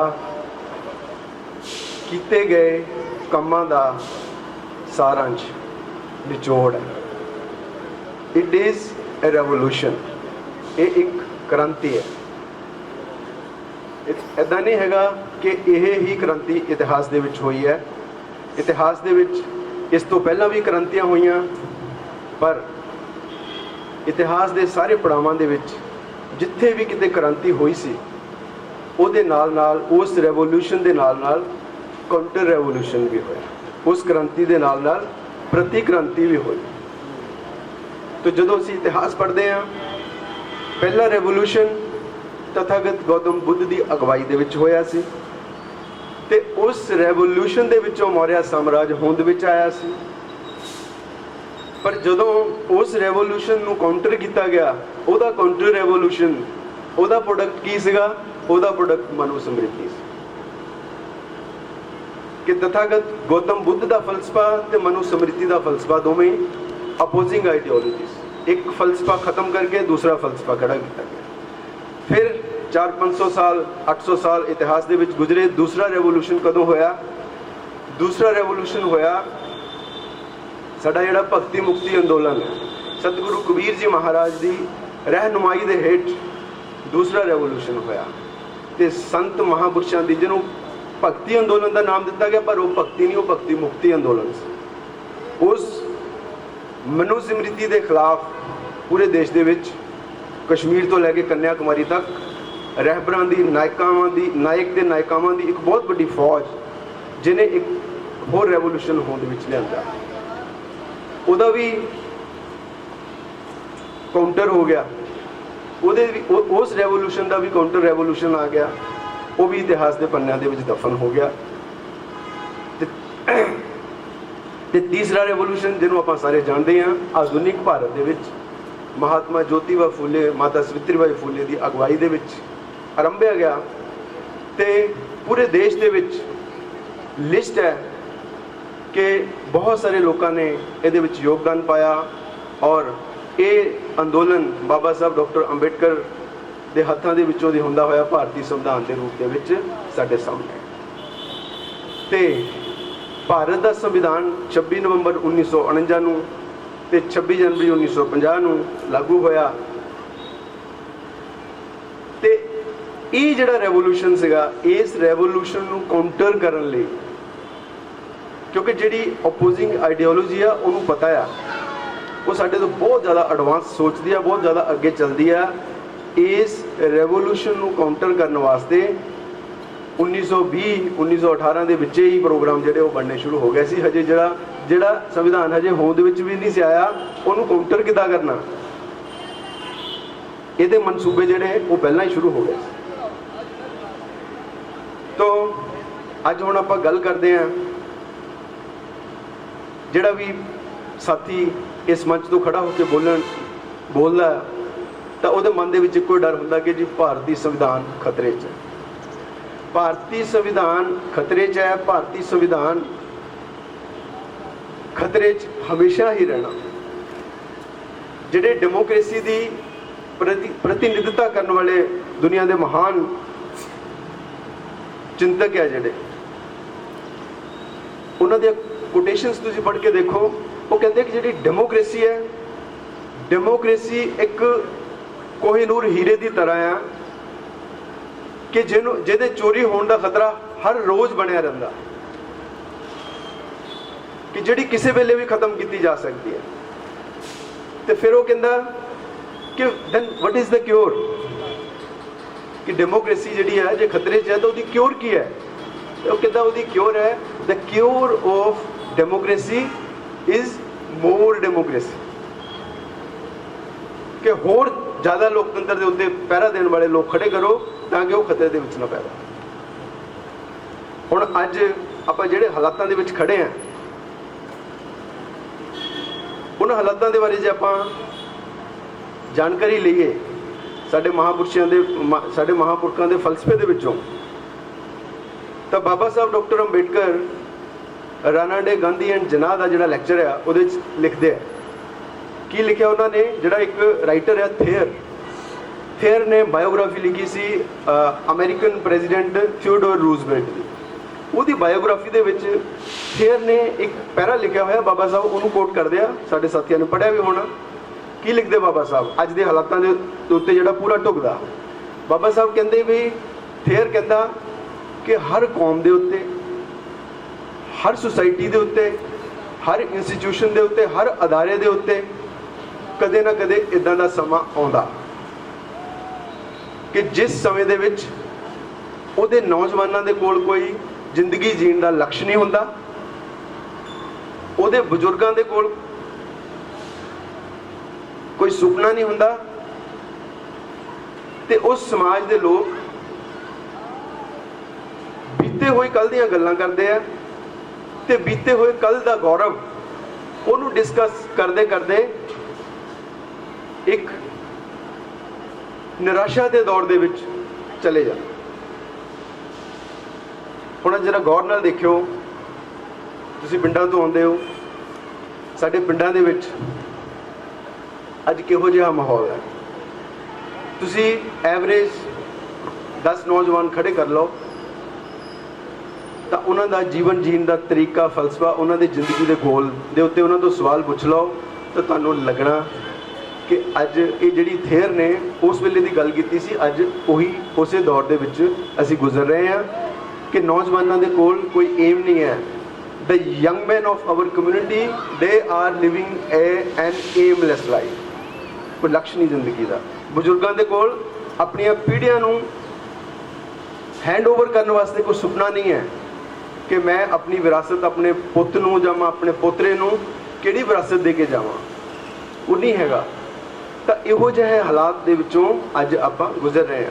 ਤੇ ਬਾਬਾ ਸਾਹਿਬ ਕਹਿੰਦੇ ਜਦੋਂ ਰਾਜਨੀਤੀ ਦੇ ਵਿੱਚ ਇਹੋ ਜਿਹਾ ਆਉਂਦਾ, ਉਹਨੂੰ ਜਦੋਂ ਰਾਜਨੀਤੀ ਦੇ ਵਿੱਚ ਇਹੋ ਜਿਹੀ ਪੈਟਰੀਫੈਕਸ਼ਨ ਦੀ ਜਦੋਂ ਕੰਡੀਸ਼ਨ ਆਉਂਦੀ ਹੈ ਤਾਂ ਉਹਨੂੰ ਬੋਰਬੋਨਿਜ਼ਮ ਕਹਿੰਦੇ ਆ, ਬੋਰਬੋਨ, ਨਿਰਾਸ਼ਾ, ਘੋਰ ਨਿਰਾਸ਼ਾ ਦਾ ਮਾਹੌਲ। ਤਾਂ ਸਾਡੀ ਰਾਜਨੀਤੀ ਵੀ ਇਸੇ ਦੌਰ 'ਚੋਂ ਗੁਜ਼ਰ ਰਹੀ ਹੈ, ਸਾਡੀ ਜਿਹੜੀ ਸੋਸ਼ਲ ਮੂਵਮੈਂਟ ਹੈ ਉਹ ਵੀ ਇਸੇ ਦੌਰ 'ਚੋਂ ਗੁਜ਼ਰ ਰਹੀ ਹੈ। ਪਰ ਫਿਰ ਅੱਗੇ ਇੱਥੇ ਇਹਦਾ ਜ਼ਿਕਰ ਕਰਦੇ ਹੋਏ ਬਾਬਾ ਸਾਹਿਬ ਅੱਗੇ ਕਹਿੰਦੇ ਆ ਫਿਰ ਇਹਦੇ ਵਿੱਚੋਂ ਨਿਕਲਣ ਦਾ ਰਸਤਾ ਕੀ ਹੁੰਦਾ? ਤਾਂ ਇਦਾਂ ਦੇ ਹਾਲਾਤਾਂ ਵਿੱਚੋਂ ਬਾਬਾ ਸਾਹਿਬ ਫਿਰ ਥਾਮਸ ਕਾਰਲਾਈਲ ਦੀ ਮਿਸਾਲ ਦੇ ਕੇ ਦੱਸਦੇ ਆ ਕਿ ਥਾਮਸ ਕਾਰਲਾਈਲ ਕਹਿੰਦਾ ਕਿ ਜਦੋਂ ਕੌਮਾਂ ਦੇ ਉੱਤੇ, ਜਦੋਂ ਮੁਲਕਾਂ ਦੇ ਉੱਤੇ, ਜਦੋਂ ਇੰਸਟੀਟਿਊਸ਼ਨ ਦੇ ਉੱਤੇ, ਅਦਾਰਿਆਂ ਦੇ ਉੱਤੇ ਇਹੋ ਜਿਹਾ ਸਮਾਂ ਆਉਂਦਾ ਤਾਂ ਉਸ ਸਮੇਂ ਦੇ ਦੌਰਾਨ ਕਿਹੜੇ ਲੋਕ ਇਦਾਂ ਦੇ ਮਾਹੌਲ ਦੇ ਵਿੱਚੋਂ ਲੋਕਾਂ ਨੂੰ ਕੱਢਦੇ ਆ, ਪਬਲਿਕ ਨੂੰ ਕੱਢਦੇ ਆ ਜਾਂ ਪੀੜਤ ਧਿਰਾਂ ਨੂੰ ਕੱਢਦੇ ਆ, ਉਹ ਹੁੰਦੇ ਆ ਟਰੂ ਲੀਡਰਸ, ਸਹੀ leader, sincere leader, dedicated leader, ਵਿਦਵਾਨ ਲੀਡਰ, ਕੁਰਬਾਨੀ ਕਰਨ ਵਾਲੇ ਲੀਡਰ। ਇਹੋ ਜਿਹੇ ਲੋਕਾਂ ਨੂੰ ਇਹੋ ਜਿਹੇ ਹਾਲਾਤਾਂ ਦੇ ਵਿੱਚੋਂ ਕੱਢ ਕੇ ਅੱਗੇ ਲੈ ਕੇ ਜਾਂਦੇ ਆ। ਔਰ ਸਾਡਾ ਇਤਿਹਾਸ ਇਹੋ ਜਿਹੀਆਂ ਮਿਸਾਲਾਂ ਦੇ ਨਾਲ ਭਰਿਆ ਪਿਆ। ਸਾਡੇ ਕੋਲ ਐਂਡਲੈਸ ਲਿਸਟ ਹੈਗੀ ਆ ਸਾਡੇ ਲੀਡਰਸ ਦੀ, ਜਿਨ੍ਹਾਂ ਨੇ ਸਾਨੂੰ ਇੱਦਾਂ ਦੇ ਦੌਰ ਦੇ ਵਿੱਚੋਂ ਸਾਡੀ ਬਾਂਹ ਫੜੀ ਹੈ, ਇਤਿਹਾਸ ਦੇ ਵਿੱਚ ਵੀ ਫੜੀ ਹੈ। ਔਰ ਜਿੱਦਾਂ ਦੇ ਹਾਲਾਤ ਬਣਦੇ ਆ, ਇੱਦਾਂ ਦੇ ਹਾਲਾਤਾਂ ਦੇ ਵਿੱਚੋਂ ਵੀ ਹੋਰ ਜਿਹੜੀ ਲੀਡਰਸ਼ਿਪ ਉੱਠਣੀ ਹੈ ਤੇ ਸਾਡੇ ਸਮਾਜ ਨੂੰ ਵਿੱਚੋਂ ਕੱਢਣ ਦਾ ਯਤਨ ਕਰੇ। ਮੈਂ ਇਸ ਗੱਲ ਦੇ ਉੱਤੇ ਨਹੀਂ ਡਿਸਕਸ ਕਰੂੰਗਾ ਕਿ ਉਹ ਕਿਹੜਾ ਲੀਡਰ ਹੈ, ਕਿ ਕਿਹਨੇ ਉਹ ਬਾਂਹ ਫੜਨੀ ਹੈ ਜਾਂ ਕਿਹਨੇ ਉਹ ਗੱਲ ਕਰਨੀ ਹੈ। ਮੈਂ ਇਸ ਗੱਲ ਦੇ ਉੱਤੇ ਜ਼ਿਆਦਾ ਜ਼ਿਕਰ ਕਰੂੰਗਾ ਵੀ ਇਹ ਜਿਹੜੇ ਹਾਲਾਤ ਇੱਦਾਂ ਦੇ ਪੈਦਾ ਹੁੰਦੇ ਆ ਉਹ ਕਿਉਂ ਹੁੰਦੇ, ਕਿ ਇਹੋ ਜਿਹੇ ਘੋਰ ਨਿਰਾਸ਼ਾ ਦੇ ਦੌਰ ਦੇ ਵਿੱਚ ਕੌਮਾਂ ਕਿਉਂ ਜਾਂਦੀਆਂ, ਇਹੋ ਜਿਹੇ ਘੋਰ ਇਹ ਨਿਰਾਸ਼ਾ ਦੇ ਦੌਰ ਦੇ ਵਿੱਚ ਅਦਾਰੇ ਕਿਉਂ ਜਾਂਦੇ ਆ, ਫੇਲੀਅਰ ਦੇ ਮੋਡ ਦੇ ਵਿੱਚ ਕਿਉਂ ਜਾਂਦੇ। ਤਾਂ ਇਹਦਾ ਇੱਕੋ ਇੱਕ ਕਾਰਨ ਹੈ ਕਿ ਜਦੋਂ ਸਮਾਜ ਦੇ ਚਿੰਤਕ, ਸਮਾਜ ਦੇ ਰਾਹ ਦਸੇਰੇ ਤੇ ਟੋਟਲੀ ਸਮਾਜ ਜਦੋਂ ਆਪਣੇ ਪੁਰਖਿਆਂ ਦੀਆਂ ਦੱਸੀਆਂ ਹੋਈਆਂ ਨਸੀਹਤਾਂ ਉਹਨਾਂ ਦੇ ਉੱਤੇ ਅਮਲ ਕਰਨੋਂ ਹਟ ਜਾਂਦਾ, ਤਾਂ ਉਦੋਂ ਉਹ ਸਮਾਜ ਇਹੋ ਜਿਹੇ ਘੋਰ ਨਿਰਾਸ਼ਾ ਦੇ ਦੌਰ ਦੇ ਵਿੱਚ ਚਲਾ ਜਾਂਦਾ। ਹੁਣ ਆਪਾਂ ਅੱਜ ਜੇ ਇਸ ਮਾਹੌਲ ਦੇ ਵਿੱਚ ਬੈਠੇ ਆ, ਨਿਰਾਸ਼ਾ ਦੇ ਮਾਹੌਲ ਦੇ ਵਿੱਚ ਬੈਠੇ ਆ, ਤਾਂ ਇਹਦੇ ਕਾਰਨ ਸਪਸ਼ਟ ਹੈ ਸਾਡੇ ਸਾਹਮਣੇ। ਸਾਨੂੰ ਕੋਈ ਜ਼ਿਆਦਾ ਕਿਤੇ ਦੂਰ ਜਾਣ ਦੀ ਲੋੜ ਨਹੀਂ, ਸੋਚਣ ਦੀ ਲੋੜ ਨਹੀਂ ਵੀ ਕਿਉਂ ਹੋਇਆ ਇੱਦਾਂ ਦਾ ਕੰਮ। ਡੈਮੋਕ੍ਰੇਸੀ ਦੇ ਉੱਤੇ ਹਮਲਾ ਸਦਾ ਹੀ ਹੋਣਾ, ਅੱਜ ਨਹੀਂ, ਅੱਜ ਤੋਂ 100 ਸਾਲ ਬਾਅਦ ਵੀ ਹੋਣਾ, ਅੱਜ ਤੋਂ 500 ਸਾਲ ਬਾਅਦ ਵੀ ਇਹ ਹੁੰਦਾ ਹੀ ਰਹਿਣਾ। ਪਰ ਅਸੀਂ ਇਹੋ ਜਿਹੇ ਘੋਰ ਨਿਰਾਸ਼ਾ ਦੇ ਮਾਹੌਲ ਵਿੱਚ ਕਿਉਂ ਚਲੇ ਜਾਂਦੇ ਹਾਂ?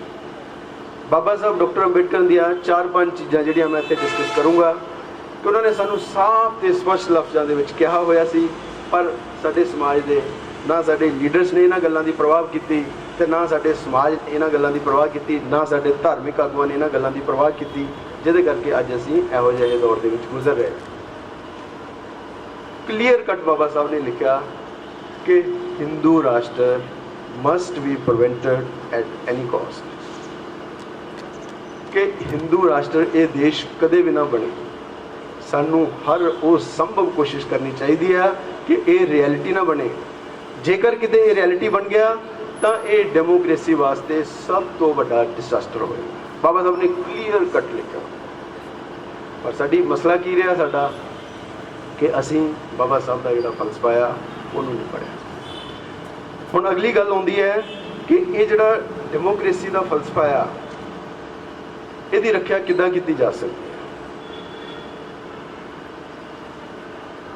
ਇਹ ਗੱਲ ਸਾਨੂੰ ਸਾਰਿਆਂ ਨੂੰ ਇਹ ਸੋਚ ਲੈਣੀ ਚਾਹੀਦੀ, ਸਾਨੂੰ ਸਾਰਿਆਂ ਨੂੰ ਇਹ ਗੱਲ ਸਮਝ ਲੈਣੀ ਚਾਹੀਦੀ ਹੈ ਕਿ ਬਾਬਾ ਸਾਹਿਬ ਡਾਕਟਰ ਅੰਬੇਡਕਰ ਦਾ ਫਲਸਫਾ ਇਕੱਲਾ ਹੀ ਬਾਬਾ ਸਾਹਿਬ ਡਾਕਟਰ ਅੰਬੇਡਕਰ ਦਾ ਫਲਸਫਾ ਨਹੀਂ, ਉਹ ਸਾਡੇ ਤਮਾਮ ਮਹਾਂਪੁਰਸ਼ਾਂ ਦੀ ਜਿਹੜੀ ਵਿਚਾਰਧਾਰਾ ਆ ਉਹਦਾ ਸਾਰੰਸ਼ ਹੈ, ਉਹਦਾ ਨਿਚੋੜ ਹੈ।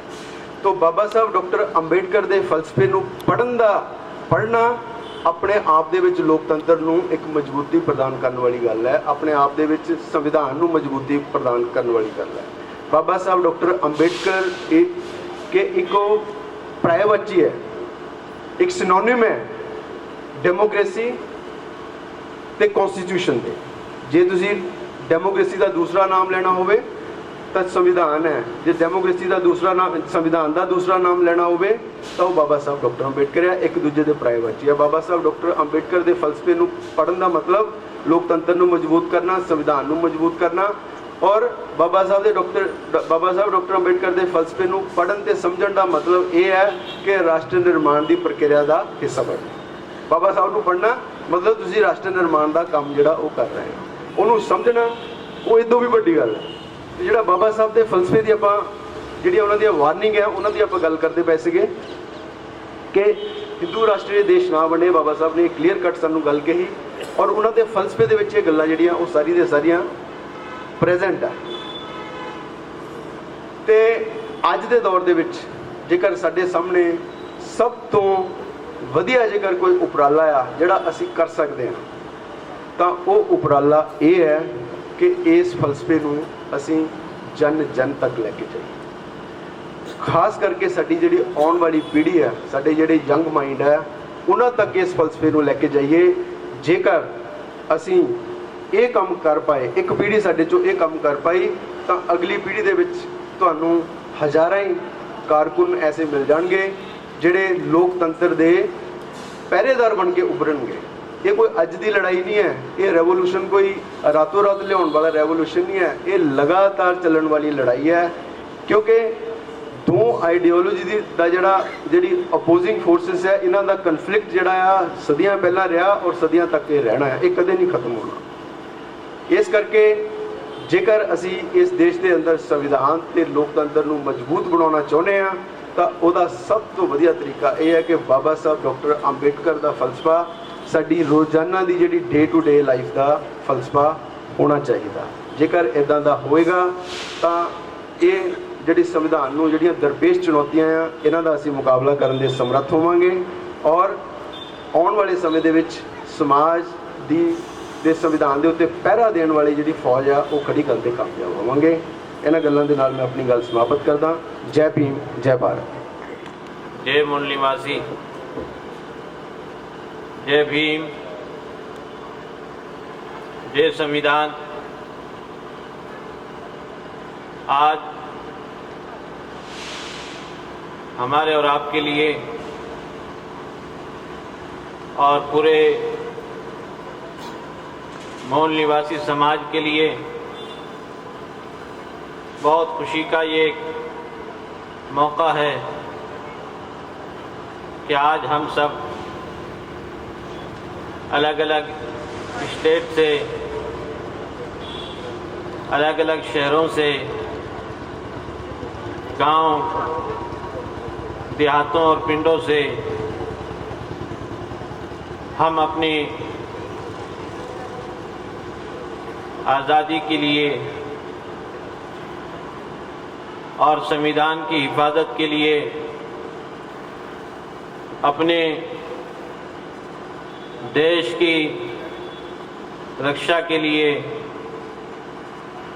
यहाँ इस पंडाल में राष्ट्रीय मूल निवासी संघ द्वारा लगाई गई एक आवाज़ पर और राष्ट्रीय मूल निवासी संघ के राष्ट्रीय अध्यक्ष मोहतरम जनाब ताराराम मेहना साहब के दर्द पर हम सब ने जिस तरह यहाँ लब्बैक कहा और जिस तरह इसको एक्सेप्ट किया, ये एक बड़ा खुशी का मौका है। आज का ये प्रोग्राम बहुत ही अहम, बहुत ही हसास टॉपिक के ऊपर रखा गया है और आज के इस प्रोग्राम का जो उद्देश्य है, जो मकसद है, वो जन जागृति और संविधान को पूर्ण रूप से लागू करना और इसकी हिफाजत के लिए हमें और आपको यहाँ आमंत्रित किया गया है। मैं बधाई देता हूँ और बहुत बहुत मुबारकबाद पेश करता हूँ इस प्रोग्राम के कन्वीनर जनाब अजय मूल निवासी जी और इनके पूरी टीम को और यहाँ फगवाड़ा और पंजाब के राष्ट्रीय मूल निवासी संघ के पूरे इस टीम को मुबारकबाद पेश करता हूँ। मैं आपके सामने पानीपत से चंद एक बातें जो हकीकत में ज़ुबान मेरी है, लेकिन वो दर्द, वो कर्ब और वो बेचैनी और वो कुढ़न राष्ट्रीय मूल निवासी संघ का है। मोहतरम जनाब ताराराम मेहना जी का दर्द है और इनसे भी पहले हमारे पूर्वजों और हमारे और आपकी आज़ादी के लिए लड़ने वाले काशीराम जी और इसी तरीके से बाबा साहेब ज्योतिबा फूले, शेख फातिमा, ये उनका दर्द है जो हम मूल निवासी समाज में उनके घर की एक एक चौखट तक, एक एक दर तक, एक एक पिंड, एक एक गांव, एक एक शहर तक वो कुंडी खटखटाना चाहते हैं और वो पैगाम राष्ट्रीय मूल निवासी संघ उनको पहुंचाना चाहती है। उनके पैरों को पकड़कर ठोटियों में हाथ डाल करके हर एक यूथ से, हर एक बुजुर्ग से और हर एक अपनी माँ बहन से ये बात कहना चाहती है कि आज का ये मूल निवासी समाज आज कुर्सियों पर विराजमान है। मेरे यूथ, मेरे साथियों और मेरी माताओं बहनों और प्यारी बच्चियों, याद कर लीजिए कि आज हम यहाँ से एक मिशन लेकर के जाएंगे, हम यहाँ से एक मकसद लेकर के जाएंगे। महज यहाँ आकर के बैठ जाना और चंद बातें यहाँ से कह देना और आपको सुन लेना, यही इसका उद्देश्य नहीं है। आज यहाँ अलग अलग से स्टेट से जो यहाँ इकट्ठे हुए हैं, हम हरियाणा पानीपत से, ताराराम जी राजस्थान से और इसी तरीके से अलग अलग जगहों से जो अपनी जानों को हथेलियों पर रख करके यहाँ आपके बीच आए हैं, तो एक मिशन, एक मकसद देने के लिए आए हैं। हम उस मिशन के ऊपर अगर चलेंगे तो यकीनी बात यह है कि हम हमेशा की आज़ादी के लिए रहेंगे। पूर्ण रूप से संविधान को लागू करो, ये हर एक यूथ के समझ में नहीं आती, जो मॉडर्न यूथ है उसके समझ में नहीं आती। वो कहते हैं मौलाना जी क्या संविधान लागू नहीं है, मगर वो इस बात को, असल में एक बात मैं आपसे बता दूं कि एक अंदर की हिस्स होती है, उस हिस्स के जरिए से इंसान पहचानता है। जब उस हिस्स को, जब तक हमारे दिलों में थी, जब हमारे पीछे झाड़ू बांधी जाती थी, तो हमारे दिलों में और हमारे पुरखों के दिलों में वो हिस्स मौजूद थी। वो समझते थे कि हम गुलाम हैं, लेकिन आज उस हिस्स को ख़त्म किया जा रहा है मॉडर्न तरीके से। आज भी वही बात है। मैं रात भी कुछ साथियों से ये बात कह रहा था, उस जमाने में हमारे पीछे मूल निवासियों के पीछे झाड़ू बांधी जाती थी, मगर क्या आज मूल निवासियों के, गरीबों के, SC ST OBC माइनॉरिटी के बच्चे क्या वो आज मजबूर नहीं है कि ऐसे स्कूल में पढ़ने के लिए कि जहां जिन स्कूलों की क्लासरूम में ब्लैक बोर्ड भी नहीं है, और एक वो तबका है जो बिल्कुल अक़लियत में है और बहुत कम परसेंट होने के बावजूद मगर संसाधनों पर ऐसा कब्जा किया है कि उसके बच्चे आज बेहतरीन और हाई लेवल स्कूलों के अंदर जहां हर क्लास में कंप्यूटर है, होमवर्क के लिए घर पर अलग से कंप्यूटर है, क्या पढ़ने के वो नहीं पढ़ रहे हैं। और एक तरफ हमारा मूल निवासी समाज के वो बच्चे के जो गरीब है और आज वो ऐसे स्कूलों में जहां क्लास में टीचर भी नहीं है और जहां क्लास में ब्लैक बोर्ड भी नहीं है, हकीकत में आज भी ये झाड़ू हमारे पीछे बंधी हुई है। मेरे साथियों, ये सिर्फ एक हिस्स जो मैंने आपसे कहा कि उस वक्त में वो हिस्स जिंदा थी, वह एहसास था कि आज हम गुलामी जी रहे हैं, तो उन्होंने संघर्ष किया, उन्होंने उस लड़ाई को लड़ा और हर तरह से लड़ा। वो लोगों ने वो ज़ाहिरी जो गुलामी थी उससे आज़ाद हुए, वो बेड़ियां जो उनके पैरों को जकड़े हुई थी उससे छुटकारा पाया, मगर जब अंदर की हिस्स को ख़त्म कर दिया गया तो आज भी हम गुलाम हैं। और पूर्ण रूप से संविधान लागू की जो बात राष्ट्रीय मूल निवासी संघ करता है, ये हकीकत में मैं आपको बताऊं, ये उसी हिस्स को पैदा करने की कोशिशें की जा रही है जो आज इस स्टेज से भी और अलग अलग स्टेजों से ये बातें कही जा रही है कि संविधान को पूर्ण रूप से लागू किया जाए। मतलब ये है कि वो हिस्स को दोबारा से पैदा किया जाए ताकि हम उन अंदरूनी आंखों को जो गौतम बुद्धा जी आंखें बंद करके जिन बातों को देखते थे, उन बातों को हम खुली आंखों से देख करके और अपने उन राइट्स को, अपने उन हुकूक को हम जान करके और उनको लेने वाले बने। मेरे साथियों और मेरे मूल निवासी माओ बहनों, आज ये पैगाम हमें लेकर के जाना है। आप क्या समझते हैं कि हम बिल्कुल आज़ाद हैं, लेकिन हकीकत में हमें लाशऊरी तौर से और गैर शऊरी तौर से हमें फिर से गुलामियत की तरफ धकेला जा रहा है, हमें फिर से दोबारा से उसी तरफ ले जाया जा रहा है। आज से चंद सालों पहले ये बाकायदा एक प्लान तैयार हो चुका है कि किस तरीके से फिर से हम इन मूल निवासियों के पीछे झाड़ू को बांध दें, किस तरीके से हम एक बर्तन को इनके गले में डाल दें और किस तरीके से हम फिर इनको दोबारा गुलाम करें ताकि ये हमारी गुलामी में रहें। इसके लिए वो अपना प्लान तैयार कर चुके हैं। उनको अगर कोई चीज रुकावट है तो समझ लीजिए और जान लीजिए कि वो रुकावट बाबा साहब का लिखा हुआ संविधान है कि जिसको उनको पता है कि इस संविधान को अगर खत्म ना किया गया, इस संविधान को अगर हटाया ना गया, तो उस वक्त तक हम इस मूल निवासी समाज को और इस देश में रहने वाले सभी मूल निवासी समाज को इनको गुलाम नहीं बनाया जा सकता। उनके लिए सबसे बड़ी सद्दर सिकंदरी, सबसे बड़ी जो दीवार है, सबसे बड़ा जो रोड़ा है, ये संविधान है।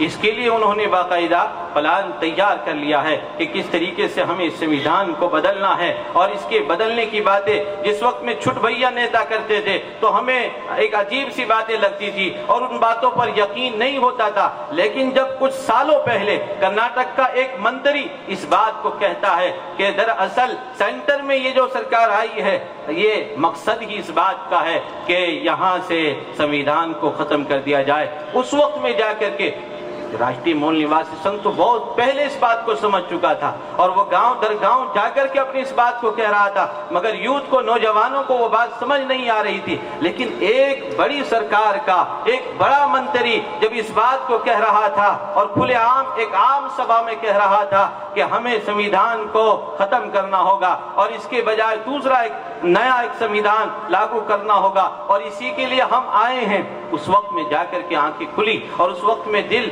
बेचैन हुआ कि आखिर ये किस दहाने के ऊपर हम पहुंच चुके हैं और ये किस जगह पर हम आ चुके हैं। मेरी माओ बहनों, मेरे प्यारे नौजवान साथियों, समझ लीजिए कि संविधान भी बन करके उनका तैयार हो चुका है, बस किस तरीके से उसको दुनिया की आंखों के सामने लागू करना है उसका पूरा एक प्लान तैयार हो चुका है। मगर हमारा हाल क्या है? एक तरफ इस तरफ भी जाएंगे, एक तरफ तो ये बातें मैंने आपसे कही कि वो बिल्कुल तैयार है और इसका उन्होंने बाकायदा ऐलान भी वो कर चुके हैं कई एक जगह पर धर्म संसदों को के अंदर कि हमें इसके अंदर اس کو چینج کرنے کے لیے کئی ایک مرتبہ وہ اس بات کو رکھ چکے ہیں. اور یاد رکھیے ملک کا آئین خطرے میں ہے, ملک کا آئین خطرے میں ہے, کیونکہ ملک کو مذہبی خطوط پر تقسیم کرنے کی کوششیں کی جا رہی ہیں. میری ماؤں بہنوں اور میرے پیارے بچوں, اور یہاں آنے والے یہ یوتھ آج اس بات کو سمجھ کر کے لے کر کے چلے گا. میری یہ باتیں میری اپنی نہیں ہیں, یہ باتیں کاشی رام جی کی باتیں ہیں, یہ باتیں ڈاکٹر بھیم راؤ امبیڈکر صاحب کا درد ہے جو ہم نے ان کے خطوط سے اور ان کی کتابوں سے پڑھ کر کے, یہ میں نے شروع میں کہا تھا کہ زبان میری ہے مگر یہ باتیں ان کی ہے. میرے عزیزوں اور میرے دوستوں, آج ہم سب سے پہلے تو یہ نیت اپنی بنا لیں اور یہ ارادہ اپنا کر لیں اور پرعزم ہو جائے اور پرومس کر کے جائیں راشٹریہ مول نواسی سنگھ کے ان تمام کاریکرتا اور تمام کے تمام لیڈرشپ کے سامنے اور پورے سٹیج کے سامنے کہ ہم یہاں سے جا کر کے سوئیں گے نہیں, ہم یہاں سے جا کر کے کھائیں گے نہیں, بلکہ ہمارا دن بھی, ہمارا رات بھی, ہماری صبح بھی, ہمارا شام بھی, ہر حال میں ہم سنویدھان کی حفاظت کے لیے, اس کی رکشا کے لیے اور اپنے رائٹس اور اپنے حقوق کو لینے کے لیے ہم دن رات ایک کر دیں گے.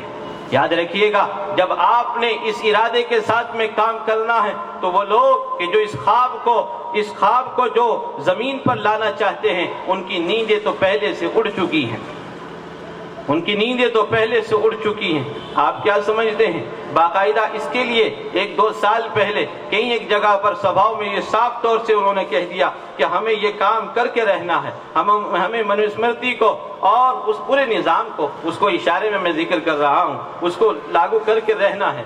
مگر میرے عزیزوں, ڈاکٹر بھیم راؤ امبیڈکر کے ونشجوں اور ان کی اولادوں اور ان کے روحانی بیٹوں اور بچیوں اور بیٹیوں, کیا ڈاکٹر بھیم راؤ امبیڈکر صاحب نے اور ہمارے ان مہان لوگوں نے کیا اسی لیے اپنا بلیدان, اسی لیے اپنی قربانی, اسی لیے اپنا سب کچھ قربان کیا تھا کہ آنے والے وقت میں انہی کے دیش کے اندر, انہی کے ملک میں پھر سے اس نظام کو لاگو کرنے کی باتیں کھلے عام کہی جائے گی, سبھاؤں میں کہی جائے گی اور میڈیا کے سامنے کہی جائے گی, اور وہ لوگ کہیں گے کہ جو بظاہر ذمہ دار آدمی ہیں کیا اسی لیے انہوں نے قربانیاں دی تھی.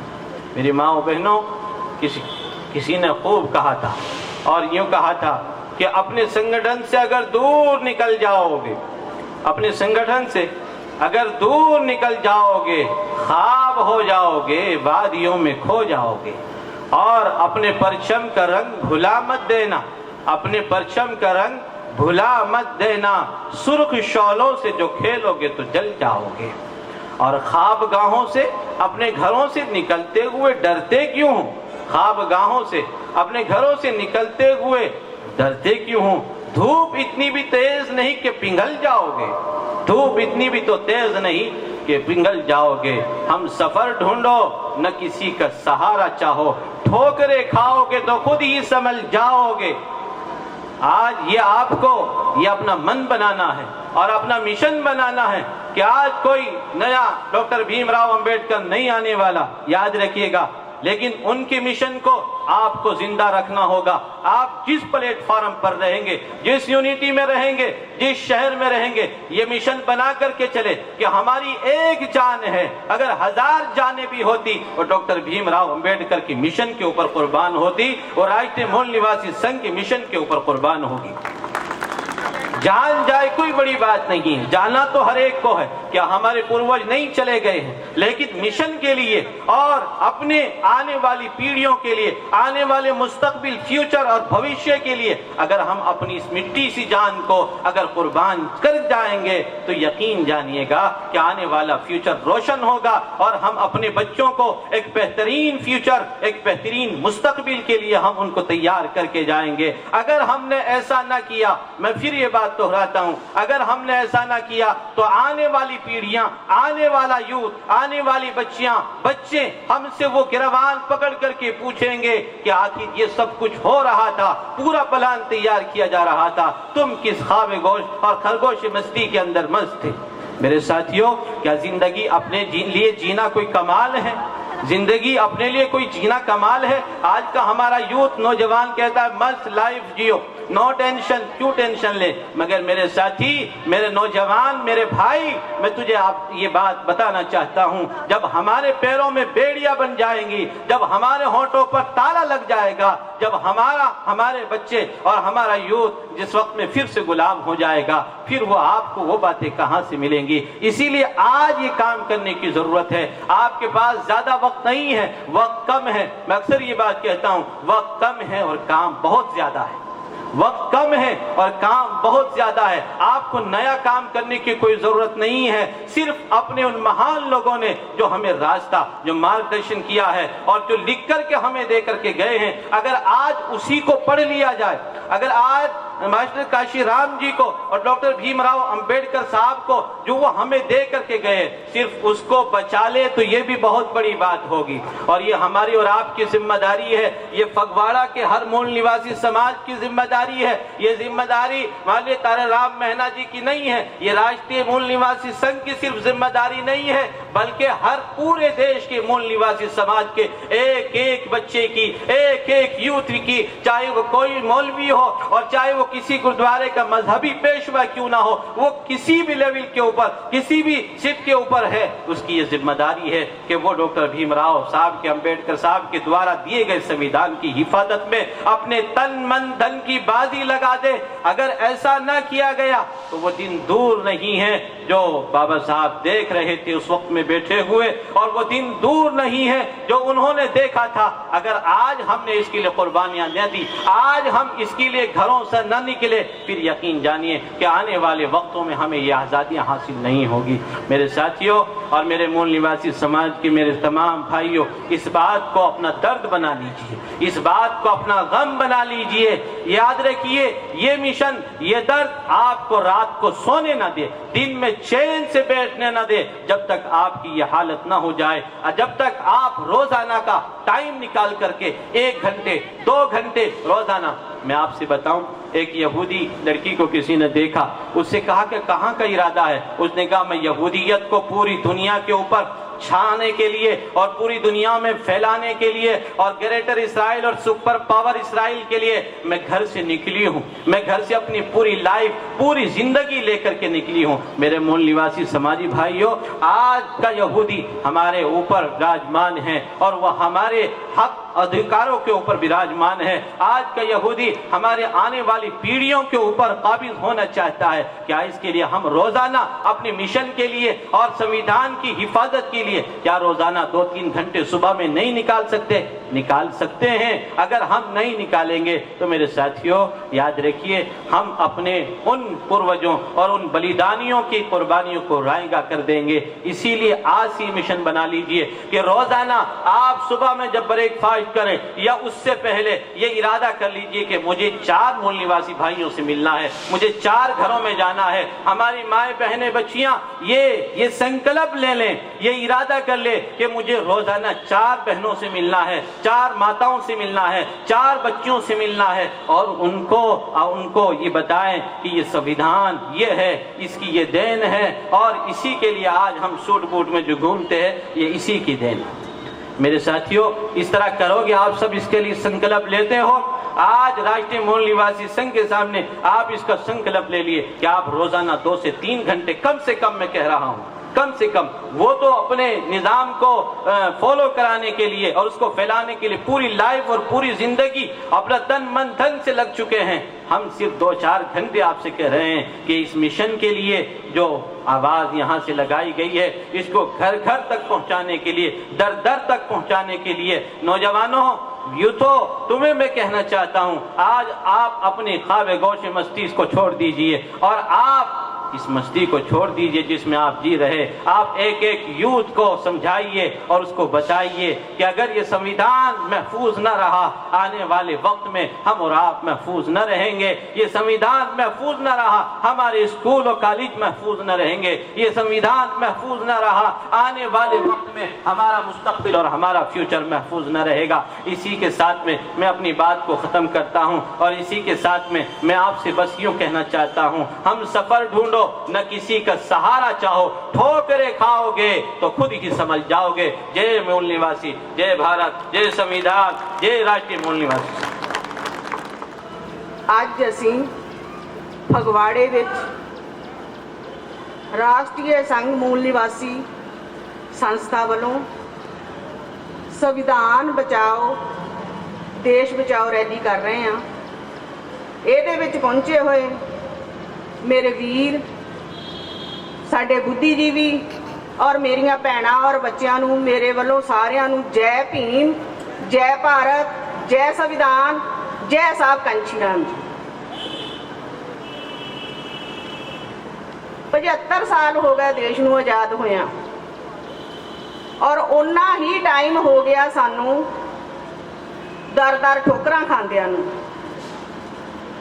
ਅੱਜ ਇੱਥੇ ਤੱਕ ਨੌਬਤ ਆ ਗਈ ਆ ਵੀ ਸਾਨੂੰ ਸੰਵਿਧਾਨ ਬਚਾਉਣ ਦੇ ਲਈ ਰੈਲੀਆਂ ਕਰਨੀਆਂ ਪੈ ਰਹੀਆਂ ਆ, ਸੰਮੇਲਨ ਕਰਨੇ ਪੈ ਰਹੇ ਆ। ਵਾਏ ਕਿਉਂ? ਇਹਦੇ ਲਈ ਅਸੀਂ ਖੁਦ ਜ਼ਿੰਮੇਵਾਰ ਆ, ਕੋਈ ਦੂਸਰਾ ਜ਼ਿੰਮੇਵਾਰ ਨਹੀਂ ਆ। ਇਹਦੇ ਲਈ ਅਸੀਂ ਖੁਦ ਜ਼ਿੰਮੇਵਾਰ ਆ ਕਿਉਂਕਿ ਅਸੀਂ ਹਮੇਸ਼ਾ ਹੱਥ ਉਹਨਾਂ ਦੇ ਮਜ਼ਬੂਤ ਕੀਤੇ ਆ ਜਿਹੜੇ ਸਾਡੇ ਰਹਿਬਰਾਂ ਦਾ ਅਪਮਾਨ ਕਰਦੇ ਆ, ਜਿਹੜੇ ਸਾਡੇ ਰਹਿਬਰਾਂ ਦੀ ਹਮੇਸ਼ਾ ਹੀ ਉਹਨਾਂ ਨੂੰ ਨੀਚਾ ਦਿਖਾਉਣ ਦੀ ਕੋਸ਼ਿਸ਼ ਕਰਦੇ ਆ। ਅਸੀਂ ਹਮੇਸ਼ਾ ਉਹਨਾਂ ਦੇ ਹੱਥ ਮਜ਼ਬੂਤ ਕੀਤੇ ਆ ਔਰ ਫਿਰ ਅਸੀਂ ਧਰਨੇ ਰੈਲੀਆਂ ਦੇ ਵੱਲ ਹੋ ਜਾਂਦੇ ਆ। ਕੀ ਅਸੀਂ ਸਾਰੀ ਉਮਰ ਧਰਨੇ ਰੈਲੀਆਂ ਲਈ ਹੀ ਰਵਾਂਗੇ? ਸਾਡੇ ਰਹਿਬਰ ਇੰਨਾ ਮਹਾਨ ਵਿਰਾਸਤ ਦੇ ਵਿੱਚ ਤੁਹਾਨੂੰ ਇੰਨੀ ਮਹਾਨ ਗ੍ਰੰਥ ਦੇ ਕੇ ਗਏ ਆ, ਅੱਜ ਉਹਨੂੰ ਬਚਾਉਣ ਦੇ ਲਈ ਸਾਨੂੰ ਇਕੱਠੇ ਹੋਣਾ ਪੈ ਰਿਹਾ ਆ। ਕਿਉਂ ਨਾ ਕੋਸ਼ਿਸ਼ ਕਰੀਏ ਵੀ ਜੇ ਸੱਤਾ ਹੀ ਸਾਡੇ ਹੱਥ ਆ ਜਾਵੇ। ਜਦੋਂ ਤੁਹਾਡੇ ਹੱਥ ਸੱਤਾ ਹੋਏਗੀ ਤਾਂ ਤੁਹਾਨੂੰ ਨਾ ਧਰਨੇ ਲਾਉਣ ਦੀ ਲੋੜ ਪੈਣੀ ਆ, ਨਾ ਤੁਹਾਨੂੰ ਰੈਲੀਆਂ ਕਰਨ ਦੀ ਲੋੜ ਪੈਣੀ ਆ, ਤੇ ਨਾ ਹੀ ਤੁਹਾਨੂੰ ਕਿਸੇ ਕੋਲੋਂ ਮੰਗਣ ਦੀ ਲੋੜ ਪੈਣੀ ਆ। ਬਾਬਾ ਸਾਹਿਬ ਡਾਕਟਰ ਅੰਬੇਡਕਰ ਨੇ ਸੰਵਿਧਾਨ ਲਿਖਿਆ ਸੀ, ਉਹਨਾਂ ਨੇ ਇੰਨੇ ਸੰਘਰਸ਼ ਕਰਕੇ ਸਾਨੂੰ ਇਹ ਹੱਕ ਸਾਡੇ ਵਿਚਕਾਰ ਸਾਡੇ ਵਿਸ਼ੇਸ਼ ਮਹਿਮਾਨ ਸਤਿਕਾਰਯੋਗ ਨਿਹੰਗ ਸਿੰਘ ਜਥੇਬੰਦੀ ਤੋਂ ਅਰਬਾ ਖਰਬਾ ਤਰਨਾ ਸਾਹਿਬ ਤੋਂ ਰਾਜਾ ਰਾਜ ਸਿੰਘ ਜੀ ਪਹੁੰਚ ਚੁੱਕੇ ਹਨ। ਵਿਸ਼ੇਸ਼ ਤੌਰ ਤੇ ਉਹ ਜਿਹੜਾ ਕਿ ਧਰਨਾ ਲੱਗਾ ਕੌਮੀ ਇਨਸਾਫ ਮੋਰਚੇ ਦੇ ਮਾਧਿਅਮ ਤੋਂ ਮੋਹਾਲੀ ਤੋਂ ਸਾਡੇ ਵਿਚਕਾਰ ਆਏ ਹਨ। ਕਾਫੀ ਉਹਨਾਂ ਦਾ ਬਿਜੀ ਸ਼ਡਿਊਲ ਸੀ, ਅਨੰਦਪੁਰ ਸਾਹਿਬ ਪਹਿਲਾ ਪ੍ਰੋਗਰਾਮ ਸੀ ਤੇ ਉਹ ਸਾਡੇ ਵਿਚਕਾਰ ਆਏ ਹਨ। ਅਸੀਂ ਉਹਨਾਂ ਦਾ ਬਹੁਤ ਬਹੁਤ ਧੰਨਵਾਦ ਕਰਦੇ ਹਾਂ ਇੱਥੇ ਪਹੁੰਚਣ ਤੇ ਮੈਂ ਸਾਥੀਆਂ ਨੂੰ ਬੇਨਤੀ ਕਰਾਂਗਾ ਕਿ ਉਹਨਾਂ ਨੂੰ ਮੰਚ ਦੇ ਉੱਪਰ ਲੈ ਕੇ ਆਉਣਗੇ ਔਰ ਸਾਡੀ ਸਮੁੱਚੀ ਟੀਮ ਉਹਨਾਂ ਦਾ ਬਹੁਤ ਬਹੁਤ ਧੰਨਵਾਦ ਕਰਦੀ ਹੈ ਇੱਥੇ ਪਹੁੰਚਣ ਤੇ। ਭੈਣ ਜੀ ਹੁਣੇ ਆਪਣੀ ਸਿਰਫ 1 ਮਿੰਟ 'ਚ ਆਪਣੀ ਗੱਲ ਨੂੰ ਕਨਕਲੂਡ ਕਰਨਗੇ।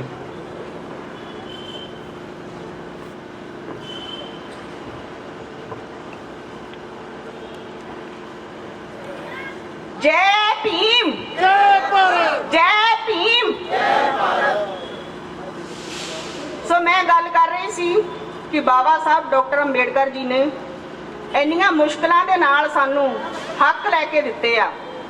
ਉਹਨਾਂ ਨੇ ਆਪਣੇ ਪਰਿਵਾਰ ਦੀ ਵੀ ਪਰਵਾਹ ਨਹੀਂ ਕੀਤੀ। ਜਦੋਂ ਲੰਡਨ ਦੇ ਵਿੱਚ ਗੋਲਮੇਜ ਕਾਨਫਰੰਸ ਸੀ ਤਾਂ ਉਹਨਾਂ ਦੇ ਸਭ ਤੋਂ ਛੋਟੇ ਬੇਟੇ ਇੰਨੇ ਬਿਮਾਰ ਸੀ ਵੀ ਉਹਨਾਂ ਨੂੰ ਕਦੀ ਵੀ ਕੁਝ ਹੋ ਸਕਦਾ ਸੀ, ਪਰ ਉਹਨਾਂ ਨੇ ਉਸ ਦੀ ਵੀ ਪਰਵਾਹ ਨਹੀਂ ਕੀਤੀ। ਔਰ ਜਦੋਂ ਲੰਡਨ ਨਹੀਂ ਚੱਲਣ ਲੱਗੇ ਤਾਂ ਮਾਤਾ ਰਮਾਬਾਈ ਜੀ ਕਹਿੰਦੇ ਆ ਕਿ ਸਾਹਿਬ ਆਪਣਾ ਬੇਟਾ ਇੰਨਾ ਬਿਮਾਰ ਆ ਵੀ ਜੇ ਤੁਹਾਡੇ ਮਗਰੋਂ ਇਹਨੂੰ ਕੁਝ ਹੋ ਗਿਆ ਤਾਂ ਫੇਰ ਤਾਂ ਉਸ ਮਹਾਨ ਮਹਾਮਾਨਵ ਨੇ ਇੱਕ ਗੱਲ ਕਹੀ, ਕਹਿੰਦੇ ਰਮਾ ਜੇ ਅੱਜ ਮੈਂ ਆਪਣੇ ਇਸ ਇੱਕ ਪੁੱਤਰ ਲਈ ਰੁਕ ਗਿਆ ਤਾਂ ਮੇਰੇ ਸਮਾਜ ਦੇ ਲੱਖਾਂ ਕਰੋੜਾਂ ਪੁੱਤਰਾਂ ਨੇ ਰੁਲ ਜਾਣਾ ਆ। ਤੇ ਅਸੀਂ ਕੀ ਕਦਰ ਕੀਤੀ ਉਸ ਮਹਾਨ ਮਹਾਪੁਰਸ਼ ਦੀ? ਕੀ ਸਾਨੂੰ ਉਹਨਾਂ ਦੇ ਲਈ ਕੁਝ ਕਰਨਾ ਚਾਹੀਦਾ ਜਾਂ ਨਹੀਂ? ਅੱਜ ਤੁਹਾਨੂੰ ਜਿੰਨੇ ਵੀ ਇੱਥੇ ਆਏ ਆ ਇਹ ਤਹਈਆ ਕਰਨਾ ਚਾਹੀਦਾ ਆ। ਇਹ ਤੁਹਾਡੇ ਮਨ ਦੇ ਵਿੱਚ ਤੁਸੀਂ ਬਿਠਾ ਕੇ ਜਾਣਾ ਆ ਵੀ ਜਿਸ ਮਹਾਪੁਰਸ਼ ਨੇ, ਜਿਸ ਮਹਾਮਾਨਵ ਨੇ ਸਾਡੀ ਲਈ ਆਪਣਾ ਪੂਰਾ ਪਰਿਵਾਰ ਵਾਰ ਦਿੱਤਾ ਆ, ਜਿਹਨੇ ਸਾਨੂੰ ਇੱਕ ਮਹਾਨ ਗ੍ਰੰਥ ਦਿੱਤਾ ਆ, ਜਿਹਦੇ ਜ਼ਰੀਏ ਅਸੀਂ ਅੱਜ ਆਪਣਾ ਜੀਵਨ ਇੰਨੇ ਵਧੀਆ ਤਰੀਕੇ ਨਾਲ ਗੁਜ਼ਾਰ ਰਹੇ ਹਾਂ।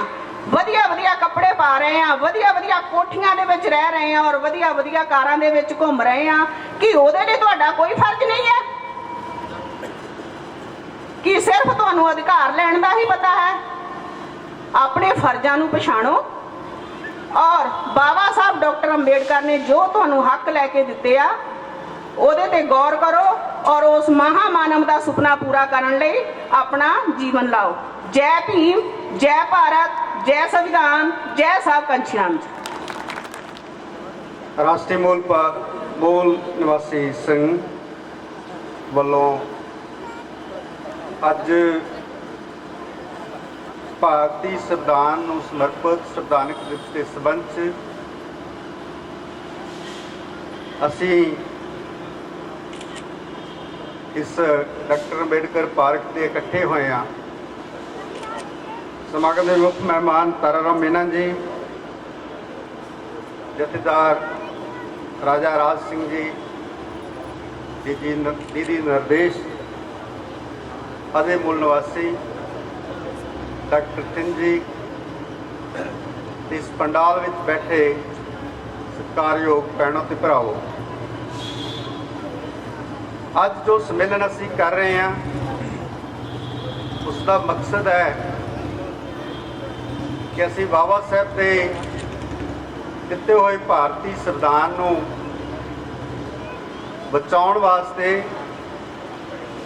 ਉਸ ਨੂੰ ਮੂਲ ਰੂਪ ਵਿੱਚ ਲਾਗੂ ਕਰਨ ਵਾਸਤੇ ਅਸੀਂ ਇਹ ਸਮਾਗਮ ਕਰ ਰਹੇ ਹਾਂ। ਔਰ ਇਸ ਸਮਾਗਮ ਦਾ ਜੋ ਪੈਂਪਲੇਟ ਹੈ ਉਹਦੇ 'ਚ ਇਹ ਲਿਖਿਆ ਹੋਇਆ ਹੈ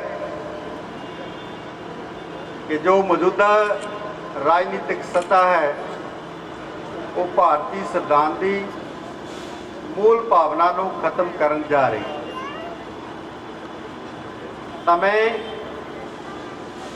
ਭਾਰਤੀ ਸੰਵਿਧਾਨ ਦੀ ਬਣਨ ਦੀ ਪ੍ਰਕਿਰਿਆ ਦੀਆਂ ਕੁਝ ਘਟਨਾਵਾਂ ਦਾ ਜ਼ਿਕਰ ਕਰਨਾ ਚਾਹਾਂਗਾ, ਜਿਸ ਤੋਂ ਸਾਨੂੰ ਇਹ ਅਹਿਸਾਸ ਹੋ ਜਾਏ ਕਿ ਭਾਰਤੀ ਸੰਵਿਧਾਨ ਹੈ ਕੀ ਹੈ, ਇਸ ਦੀ ਮੂਲ ਭਾਵਨਾ ਕੀ ਹੈ, ਇਸ ਦਾ ਇਸ ਦੇਸ਼ ਦੇ ਬਹੁਜਨ ਸਮਾਜ ਨਾਲ ਕੀ ਰਿਸ਼ਤਾ। ਤਾਂ ਮੈਂ ਗੱਲ 1942 ਤੋਂ ਸ਼ੁਰੂ ਕਰਾਂਗਾ, ਜਦ ਇਸ ਦੇਸ਼ ਦੇ ਵਿੱਚ ਕ੍ਰਿਪਸ ਮਿਸ਼ਨ ਆਇਆ, ਜਿਸ ਕ੍ਰਿਪਸ ਮਿਸ਼ਨ ਦਾ ਮਕਸਦ ਸੀ ਕਿ ਇਸ ਦੇਸ਼ ਦੇ ਲੋਕਾਂ ਨੂੰ ਕੁਛ ਨਾ ਕੁਛ ਅਧਿਕਾਰ ਦਿੱਤੇ ਜਾਣ, ਤੇ ਅੰਗਰੇਜ਼ਾਂ ਨੇ ਇਹ ਫੈਸਲਾ ਕਰ ਲਿਆ ਸੀ ਕਿ ਅਸੀਂ ਇਸ ਦੇਸ਼ ਨੂੰ ਛੱਡ ਕੇ ਜਾਣਾ ਹੈ। ਬਾਬਾ ਸਾਹਿਬ ਇਸ ਗੱਲ ਨੂੰ ਬਹੁਤ ਗੰਭੀਰਤਾ ਨਾਲ ਲੈ ਰਹੇ ਸੀ। ਤਾਂ ਕ੍ਰਿਪਸ ਮਿਸ਼ਨ ਦੀਆਂ ਜੋ ਯੋਜਨਾ ਸੀ, ਜੋ ਮਿਸ਼ਨ ਸੀ, ਉਸਨੇ ਆਪਣਾ ਏਜੰਡਾ ਸਰਵਜਨਕ ਕੀਤਾ। ਤਾਂ ਬਾਬਾ ਸਾਹਿਬ ਨੂੰ ਇਸ ਗੱਲ ਦਾ ਅਹਿਸਾਸ ਹੋਇਆ ਕਿ ਉਸ ਏਜੰਡੇ ਦੇ ਵਿੱਚ, ਉਸ ਯੋਜਨਾ ਦੇ ਵਿੱਚ ਇਸ ਦੇਸ਼ ਦੇ SC BC SC ST ਔਰ OBC ਦਾ ਕੋਈ ਹਿੱਸੇਦਾਰੀ ਨਿਰਧਾਰਿਤ ਨਹੀਂ ਕੀਤੀ ਗਈ। ਇਹ ਸਿਰਫ ਹਿੰਦੂ ਤੇ ਮੁਸਲਮਾਨਾਂ ਦੀ ਵੰਡ ਨੂੰ ਲੈ ਕੇ ਉਹ ਯਤਨ ਕੀਤੇ ਜਾ ਰਹੇ ਸੀ। ਤਾਂ ਬਾਬਾ ਸਾਹਿਬ ਨੇ 19 ਮਾਰਚ 1942 ਨੂੰ ਇਸ ਦੇਸ਼ ਦੇ ਸਾਰੇ ਉਹਨਾਂ ਲੋਕਾਂ ਨੂੰ ਇਕੱਠਾ ਕਰਨ ਦਾ ਯਤਨ ਕੀਤਾ ਕਿ ਅਗਰ ਅਸੀਂ ਇਸ ਮੌਕੇ ਤੋਂ ਖੁੰਝ ਗਏ ਤਾਂ ਅਸੀਂ ਇਸ ਦੇਸ਼ ਦੇ ਜੋ ਬਹੁਜਨ ਸਮਾਜ ਹੈ ਉਸ ਦੀਆਂ ਸਾਰੀਆਂ ਜੋ ਅਗਲੀਆਂ ਪੀੜ੍ਹੀਆਂ ਉਹ ਸਾਡੇ ਲਈ ਬਹੁਤ ਘਾਤਕ ਫੈਸਲੇ ਹੋਣਗੇ। ਇਸ ਕਰਕੇ ਉਹਨਾਂ ਨੇ ਪੰਜਾਬ ਦੇ ਲੋਕਾਂ ਨਾਲ ਗੱਲ ਕੀਤੀ। ਪੱਛਮੀ ਬੰਗਾਲ ਦੇ ਵਿੱਚ ਉਸ ਟਾਈਮ ਤੇ ਜੋ ਡਾਕਟਰ ਰਜਿੰਦਰ ਨਾਥ ਮੰਡਲ ਸੀ, ਉਹਨਾਂ ਨਾਲ ਗੱਲ ਕੀਤੀ ਔਰ ਪੂਰੇ ਦੇਸ਼ ਦੇ ਲੋਕਾਂ ਨੂੰ ਇਕੱਠਾ ਕਰਕੇ ਕਿਹਾ ਕਿ ਸਾਨੂੰ ਇਸ ਵਾਸਤੇ ਕੋਸ਼ਿਸ਼ ਕਰਨੀ ਚਾਹੀਦੀ ਹੈ ਕਿ ਜੋ ਅੰਗਰੇਜ਼ਾਂ ਦੇ ਜਾਣ ਤੋਂ ਬਾਅਦ ਸੰਵਿਧਾਨ ਬਣੇ ਉਹਦੇ ਵਿੱਚ ਸਾਡੇ ਹੱਕ ਹਕੂਕ ਰਾਖਵੇਂ ਕੀਤੇ ਜਾਣ। ਤਾਂ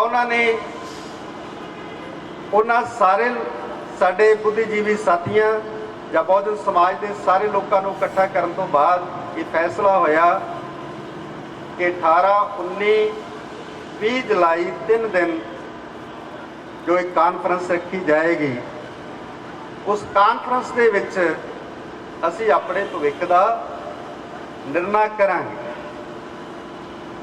ਤਾਂ ਉਸ ਕਾਨਫਰੰਸ ਦੇ ਵਿੱਚ ਨਾਗਪੁਰ ਵਿਖੇ ਹੋਈ, ਜਿਸ ਵਿੱਚ 75,000 ਦੇ ਕਰੀਬ ਆਦਮੀ ਔਰਤਾਂ ਸ਼ਾਮਲ ਹੋਏ, ਔਰ ਉਸ ਕਾਨਫਰੰਸ ਦੇ ਵਿੱਚ ਸਭ ਤੋਂ ਪਹਿਲਾ ਮਤਾ ਇਹ ਪਾਇਆ ਗਿਆ ਕਿ ਜੋ ਕ੍ਰਿਸਪ ਮਿਸ਼ਨ ਦੀ ਯੋਜਨਾ ਹੈ ਉਸ ਨੂੰ ਅਸੀਂ ਰੱਦ ਕਰਦੇ ਹਾਂ। ਸਾਡੇ ਵਾਸਤੇ ਸੈਪਰੇਟ ਸੈਟਲਮੈਂਟ ਚਾਹੀਦੀ ਹੈ, ਸਾਨੂੰ ਬਜਟ ਦੀ ਜ਼ਰੂਰਤ ਹੈ ਤੇ ਸਾਨੂੰ ਅਧਿਕਾਰਾਂ ਦੀ ਜ਼ਰੂਰਤ ਹੈ।